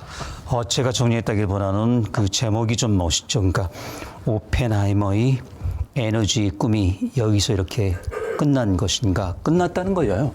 그래서 그 이유는 이러이러한 그 사고 경위를 거치면서 이제 우리가 절벽에 부딪혔고 그런데 이해하지 못할 일이 지금 일어나고 세계적으로요. 예. 한국 말고 미국, 일본, 중국, 러시아 그게 바로 소형 원전인데 SMR이라고 하는 영어 표현을 굳이 써가면서 우리나라에서는 SMR 소형 원전입니다. 소형 놈입니다. 그냥 작은 거예요. 작은 고추라고 생각하시면 돼요. 그래서 이 앨리스 맥팔레인이라고 지질학자거든요. 지금 이제 캐나다에 가 있긴 하지만은 그 미국 원자력 규제위원회, 정확히는 핵규제위원회의 위원장이었습니다. 이 사람이 기고를 했는데 너무 쟤하고 똑같은 생각이에요. 그래서 이 사람은 SMR 소형노를 뭐라고 부른지 아세요? Red herring. 빨간 청어죠. 그렇죠? 그러니까 우리로 치면은 훈제 청어 정도 되는.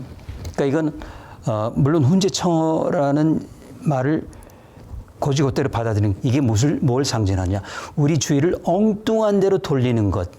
이게 아닌데 마치 성동격서처럼 말이 안 되는 걸 가지고 우리가 푹 빠지게 하는 그걸 이제 영어에서는 red herring이라는 표현. 이게 red herring이라는 거예요. 그러니까 광고를 너무 과대 광고를 하는. 그래서 똑같은 이야기를 과대 광고. 그래서 우리나라도 지금 똑같은 현상이 일어나고 있어요. 들여다보니까 이 중에서 쓸만한 건 하나도 없는데. 하나도 없는데. 그러면 어떻게 이렇게 되느냐. 그래서 다니면서 물었답니다. 저기 투자자들, SK가 됐건 예를 들어서 이런 미국 투자 왜 투자하느냐 했더니 그렇죠. 거기서 답을 얻은 거예요. 일단 투자 자금이 있는데 묶여 있는 돈이 있다. 눈먼 돈이 갈 데가 없는 거예요. 지금 여러 가지 다른 기술, 뾰족한 기술 없잖아요. 근데 이게 나타난 거예요. 그러니까 일단 투자하고 이 사람들은 이게 상용화돼서 그 100기, 1000기, 3000 이거 관심 없습니다. 단기 차익만 누리면 되는 거예요. 그러니까 어떻게 되죠? 투자를 해요. 그러면 주가가 올라가죠. 정부 투자 들어옵니다. 뉴스케일 보세요. 분명히 또 변화가 있었을 겁니다. 그러면 어떻게 하죠? 어딘가 하나 지어요. 그리고 그게 끝이에요. 그리고 이 사람들은 다 싹 빠져나와요. 그러니까 투자자들에게는 절호의 기회가 온 거죠. 지금 그림 좀 보여주세요. 이렇게 경제지, 맞아요. 일반 신문지, 신문, 방송 이런 데서 소형 원자로 자꾸 이렇게 띄웁니다. 맞아요. 지금. 미국에서 똑같은 일이 일어난다니까. 그러니까 우리가 앵무새처럼 그대로 받아가지고 우리도 똑같은 일을 하고 있는 거죠. 그러니까 참 우리는 창조력은 없지만 베끼는 데는 세계에서 두 번째로 가려면 저기 소름 같아요. 저 그래픽 그림이라든가 이런 것도 막 이렇게 막 희한하게 막 멋있게 막 이렇게 그려가지고 그렇죠. 막 올리고 이렇게 해가지고 포장을 해가지고 SMR이 대단한 것처럼 네. 마구잡이로 포장을 해버리는 거예요. 이거는 정관학 산업체 그러니까 어떤 이익의 카르텔화되지 않고서는 이렇게 될 수가 없는 거예요. 맞아요. 미국이 돼 있고 우리나라가 돼 있고 세계적으로 특히 한, 미, 일 세 나라가 경제 안보 그러니까 특히 이거는 이제 경제 쪽이죠. 그 틀 안에서 꽉 생화학이 맞은 겁니다. 예. 뭐 생물적으로는 아닐 것 같아요. 화학적으로 꽉 맞은 거예요. 한국에 그게 후쿠시마를 이렇게 만든 주범이기도 합니다. 그렇죠. 그 경제적인 이 끈, 그 카르텔. 검은 끈, 이 끈끈한 끈 때문에 이렇게 된 것이고, 그래서 이 앨리스 맥팔이 똑같은 결론을 내리는 거예요. 그랬더니 기술도 입증된 게 없고, 그리고 또 하나 갈수록 태산인 게 해결로 많이 나오고, 그러면 사용 해결로 미국도 지금 저기 이아카마운드 우리말로 육하산 하다가 또 이제 전부 저기 취소가 됐거든요. 갈 데가 없어요. 이런 상황에서 왜 여기에 투자를 하는 것인가? 그래서 여기저기 다니면서 물어보니까 그렇구나. 이렇게 해서 투자자들에게는 호재가 된 거구나. 그들은 보세요. 우리 LK99 물론 저기 적절한 비유는 아니지만 그게 되든 말든 간에 지금 뜨는 주주가들이 있잖아요. 상관없이 바로 그겁니다. 그걸 노리고 있는 거예요. 그래서 저는 SK나 두산에너벨 참 잘못됐다 했는데 그게 아니더라고요. 저보다 한두 수 더 위였던 거예요. 그래서 투자하고 빠질 때는 상관없어요. 그리고 그렇죠. 여기서 결국은 SMR 아마도 중국 하나, 러시아 하나, 미국 웨스팅하우스 거 하나. 그 뉴스케일은 아닐까. AC300 제 말 기억하세요. 300 이 세 가지가 남을 거예요. 그 다음에는 치고 들어가 봤자 안 돼요. ISMR은 명함도 내밀 수 없고. 자, 그렇다면은 과연 이것도 투자해야 될 것인가? 차라리 신재생, 차라리 2차 전지, 차라리 수소 쪽에, 차라리 핵융합 쪽에 하는 게 훨씬 더 국가적으로 나을 것이다. 우리 국민 여러분께 2세, 3세한테 도움이 될 것이다 하는 생각이 들어서 정말 SMR은 아니다 라고 말씀드리고 싶어요. 예. 그래서 그 캐나다에 앨리슨 맥팔레인이 있다. 그럼 한국에는 석윤열 교수님이 지금 아니 그래서 저도 네. 하나 있는데 그 이제 노심 그렇죠. 수장빈다. 아까 말씀드렸잖아요. 했기 때문에. 그렇죠. 그 맥팔렌이 이걸 조금 같기도 하고 그래서 네. 저는 이제 나머지는 맥팔렌이 똑같아요. 저는 그러니까 다 100% 동의합니다. 그리고 거기에다가 이제 이런 그 노심 손상 빈도라고 하는 그 해괴 망측한 그런 숫자 노름. 예, 우리 1억에 국민이 한 번이라고 그랬는데 1억 원자로 년이요. 예, 1억 년. 원자로년이죠. 그렇죠. 리액터예요. 그렇지. 리액터이니까 원자로는인데 원자로 한기가 1억 년 동안 돌았다고 가정했을 때 한 번이니까 이거 사실은 가정부터가 잘못된 거 아닙니까? 그렇죠? 네. 그래서 후쿠시마가 나고 TMI 2호기라고 하죠. 났고 체르노빌 4호기가 났던 겁니다. 후쿠시마 1, 2, 3 다이치의 제1원발의 원전에 1, 2, 3, 4 그렇게 왜냐하면 밑에 1억 년 동안 또는 1천만 년 동안 이 원자로가 가정했을 때 한 번이라고 가정했기 때문에 난 거고 그리고 또 말씀드려 그래서 그 확률이 맞다는 거죠. 왜냐하면 사고 남으로써 이 원자로는 지상에서 사라졌잖아요. 그러니까 더 이상 사고 날까요? 안 나죠. 안 그래요? 네. 그러니까 맞다고요. 1천만 년에 한 번이란 게 맞습니다. 그런데 우리에게는 의미가 없다는 거죠. 태평양에게는 의미가 없었다는 거죠. 한반도에게는 정말 벌써 손당 가버렸고요. 교수님 지적하신 대로 이게 이제 사실 개념 설계가 쉽지 않고 안전성 문제가 대두되면서 자꾸 우리나라에서도 이제 그런 얘기가 쏠쏠 나오고 있습니다. 인허가 요건을 좀 낮춰라. 지금 벌써 나올걸요? 나오고 있습니다. 그러지 않으면 안 돼요? 출구가 없어요. 없어요. 이거라도 해야죠. 예. 그러면 이걸 누가 승인을 내려주고 그러면 설치할 때 사고 나면 누가 책임질 거냐? 책임질 사람이 없는 거예요. 도쿄 전력 보세요. 누가 책임졌나요? 스리말 뭐 괜찮죠. 후쿠시마 아무 책임 안 졌죠. 아무도. 없습니다. 똑같아요. 그래서 이제 그 진도를 좀 나가야 되니까 네. 지금 원자력 축제 분위기에서 소형원전이 기후변화에 과연 어떤 역할을 할 것이냐 냉정하게 좀 들여다보자 하고 이제 말씀을 맞아요. 하시는 것입니다. 네. 그런데 정말 세계적인 원자력 분위기는 이거야말로 축제입니다. 독일 그 맥주 옥토버 페스트처럼 10월 축제처럼 그런 분위기. 그러니까 감히 어느 누구도 어느 언론도 저기를 하지 않는데 이 맥팔레인 위원장은 걱정이 되는 것이고 저는 그보다 더 걱정이 되는 것이 우리나라는 미국보다 더 장애 요인이 많기 때문에 한 10배쯤 더 많다고 봐요. 해결료도 못 만들고. 근데 우리는 해결로 못 만들죠. 껍질도 만들 기술이 없죠. 미국은 일단 에너지부가 만들었어요. 핵 저항성, 사고 저항성. 그리고 또 일단 다 끝났을 때 처분정. 농축 못하죠. 우리는 그냥 사면 초과라고 하죠, 일단. 그러니까 다른 개발만 하겠다. 네, 구질구질 할 거 없고요. 필요 없습니다. 그런데 또 개발 아마 하게 되겠죠. 뭐 몇천억 들여가지고. 그거는 똑같은 논리입니다. 거의 4천억입니다. 네, 그 이유는 정부 예산만 4천억이 들어요. 그렇죠. 과학기술자를 인건비 받아야죠. 원자력 연구원 살아야 되니까요. 그거 좋아요, 저는. 그런데 그래도 이왕이면 미국은 얼마든지 그렇게 해도 괜찮습니다. 2차 대전 전부터 계속 몇 군데, 10군데에다가 투자를 하면서 그중에 골랐거든요. 근데 우리는 그렇게 사치스럽게 할 수 있는 나라가 아닙니다. 살림이 빠듯하거든요. 그래서 그렇게 쓰면 안 된다는 건데 그럼에도 불구하고 어디 공안 메아리겠죠. 그렇죠. 누가 듣겠습니까? 그러니까 이게 카르텔을 자꾸 조장하고 있다. 그래서 저런 연구보다는 실효적인 거 그쪽으로 전환을 해서 좀 앞으로 미래의 에너지 시장을 내다보고 거기에 대응하는 전략 구축이 필요하지 툭 하면 원전 생태계 유지해야 된다 이러거든요. 그건 좋죠. 원전 생태계를 잘 아는 사람들이 그렇게 얘기하는 게 아니에요. 그렇죠. 근데 거기에 문제가 더 심각하게 있는 것이고요. 그 생태계를 빗대가지고 뭐 중소기업들 지원해주고 이렇게 하면서 또 뭐 그 지원하는 또 일자리 만들려고 그러는 건지 모르겠지만 그 지원해봤자 그 기업이 원전 부품 수출 못합니다. RE100을 해야 돼요. 그거 수출하려면 RE100을 지원해줘야 됩니다.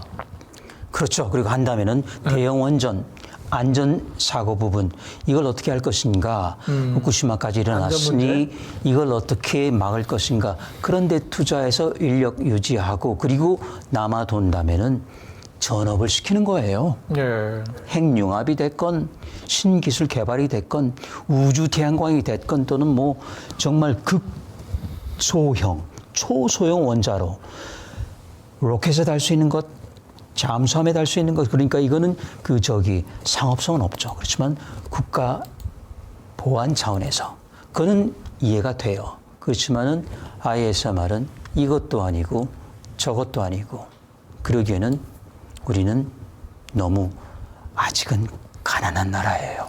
예. 미국 흉내 내면 안 됩니다. 그래서 마지막 슬라이드 한번 보여주시죠. 여기서 제일 중요한 게 이 과대 광고예요. 과대 광고, 과대 광고. 지금 소형 원전 SMR 뭐 이게 꿈의 기술인 것처럼 엄청나게 광고를 하고 있어요. 이거요. 네. 대형 원전 전에 나왔던 기술이라니까요. 잠수함에 탈던 바로 그거예요. 원자력 잠수함 노틸러스 있잖아요. 1950년대. 그 기술이기 때문에 83년, 73년 됐네요. 그게 신기술인가요? 그렇죠. 아니죠. 우리에게는 신기술처럼 누군가가 포장을 했고 그 다음부터는 앵무새처럼 전부 똑같은 이야기를 후쿠시마에서 22조 베크린 똑같이 어느 누구한테 의사도 그렇고 뭐 전문가도 정치 여당도 똑같은 거예요. 앵무새들 언론이 앵무새가 됐습니다. 전부 갈아치워야 됩니다. 이런 언론들은. 그게 무조건 SMR 하면 뭐 최고의 기술인 것처럼. 이걸 이제 쓰레기 언론이라고 하죠. 이런 그 언론들. 아니 근데 뭐 광고비 주는데 뭐 기사 그러니까요. 기사형 광고 그러니까요. 그러니까 이거 한번 조사해야 됩니다. 자유롭지 못한데 제가 보기에는 그야말로 쓰레기를 생산하는 거라고요. 잘못된 정보를 막 세뇌하는 거라서 그런 점에서는 참 답답하죠.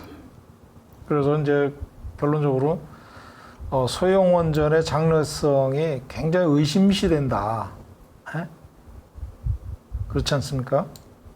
기후 변화에 영향을 미치기 위해서는 막대한 투자가 필요할 것이고, 그러니까 출발점이 그겁니다. 차라리 재생에너지가 훨씬 저렴할 것이다. 네. 에? 차라리 그럴 바에는 재생에너지가 훨씬 저렴할 것이다. 여기에도 그렇게 돼 있습니다. 여기 원자력 X 파일 이것도 한번 보시면 그 내용이 들어가 있습니다. 그래서 미래 시장을 정확하게 좀 예측을 하고 원자력을 살릴 수 있는 다른 방법을 생각해야 됩니다. 지금처럼 이렇게 무지막지하게 돈만 퍼붓고 아웃풋이 없는 것이 명확하게 보이는 그런 문제를 갖다가 결과물이 없으면 우리 인력이라도 키웠다 이렇게 얘기할 거냐. 응? 그 인력 취업도 안 되는 그런 인력을 키워가지고 뭘 할 것이냐. 장기적인 시장의 변화를 내다보고 거기에 적기 대응하고 우리가 뭐 이래서 안 되고 저래서 안 되고 무조건 이렇게 그래 기득권을 이렇게 보장하고 어떤 기업에 또는 산업에 어떤 정관, 학, 산의 어떤 이익 카르텔을 보호하는 그런 어떤 움직임은 우리가 좀 철저하게 조심해야 되겠다. 특히 대통령도 그 말씀 하셨습니다. 이런 이해의 카르텔은 없애버려야 된다. 이렇게 얘기했거든요. 오늘 SMR이 그 대표적인 이익의 카르텔이라고밖에 볼 수가 없고 이 문제는 우리가 좀 신중하게 들여다봐야 되고 여기에 국회가 어떤 기능을 해야 될 것이냐, 어떤 견제 기능을 할 것이냐, 그거 우리 시민들은 똑바로 바라봐야 될 것 같습니다. 마지막으로 한 말씀 더. 네, 저는 더 이상 드릴 말씀이 없습니다. 근데 잠시 그 릴케이 시가 생각이 나네요. 우리가 아무리 이렇게 절벽에 대고 제게 왜 이런 운명을 주셨나요? 외쳐봐도 과연 신이 들어주실까? 안 들어주시겠죠. 저는 그런 심정이에요. 우리가 외치지만 누가 들어줄까요? 이 충정인데 제가 돌아오는 거는 저 사람 정치 초년생 어디 내년 총선인가 보다 그런 말밖에 안 들어요. 그렇죠? 너무 허무해요. 예. 저는 그게 아닌데 그리고 바로 잡아야 되는데 문제는 들어주는 사람이 없다는 거죠. 원자력계에 이렇게 좀 양심적이고 현실적이고 합리성을 추구하는 그런 많은 그 전문가들이 좀 나와줬으면 좋겠습니다. 그래서 우리 서 교수님 같이 이렇게 말씀을 나누고 계신데 더 많은 전문가들이 같이 조인해서 얘기를 나눌 수 있으면 더 좋겠습니다. 오늘 뜻깊은 추석 한가위 교수님 네. 아주 좀 재밌고 좀 긴 시간이었긴 하지만은 하시고요. 드리고 싶은 말씀이었습니다. 네. 이제 다시 또 한가위 보름달 맞으실 준비하시고 또 좋은 시간들 가지시고 또 다음에 뵙죠. 예. 언제가 될까요? 예, 다음 주에 한번 뵈야죠. 네. 예. 시청자 여러분, 오늘 원자력 엑스파일 긴 시간 SMR 가지고 이익의 카르텔을 비판하는 시간을 가져봤습니다. 오늘 귀한 말씀 주신 서경주 교수님 감사드리고요. 시청자 여러분 끝까지 들어주셔서 감사합니다. 다음 시간에 뵙겠습니다. 감사합니다.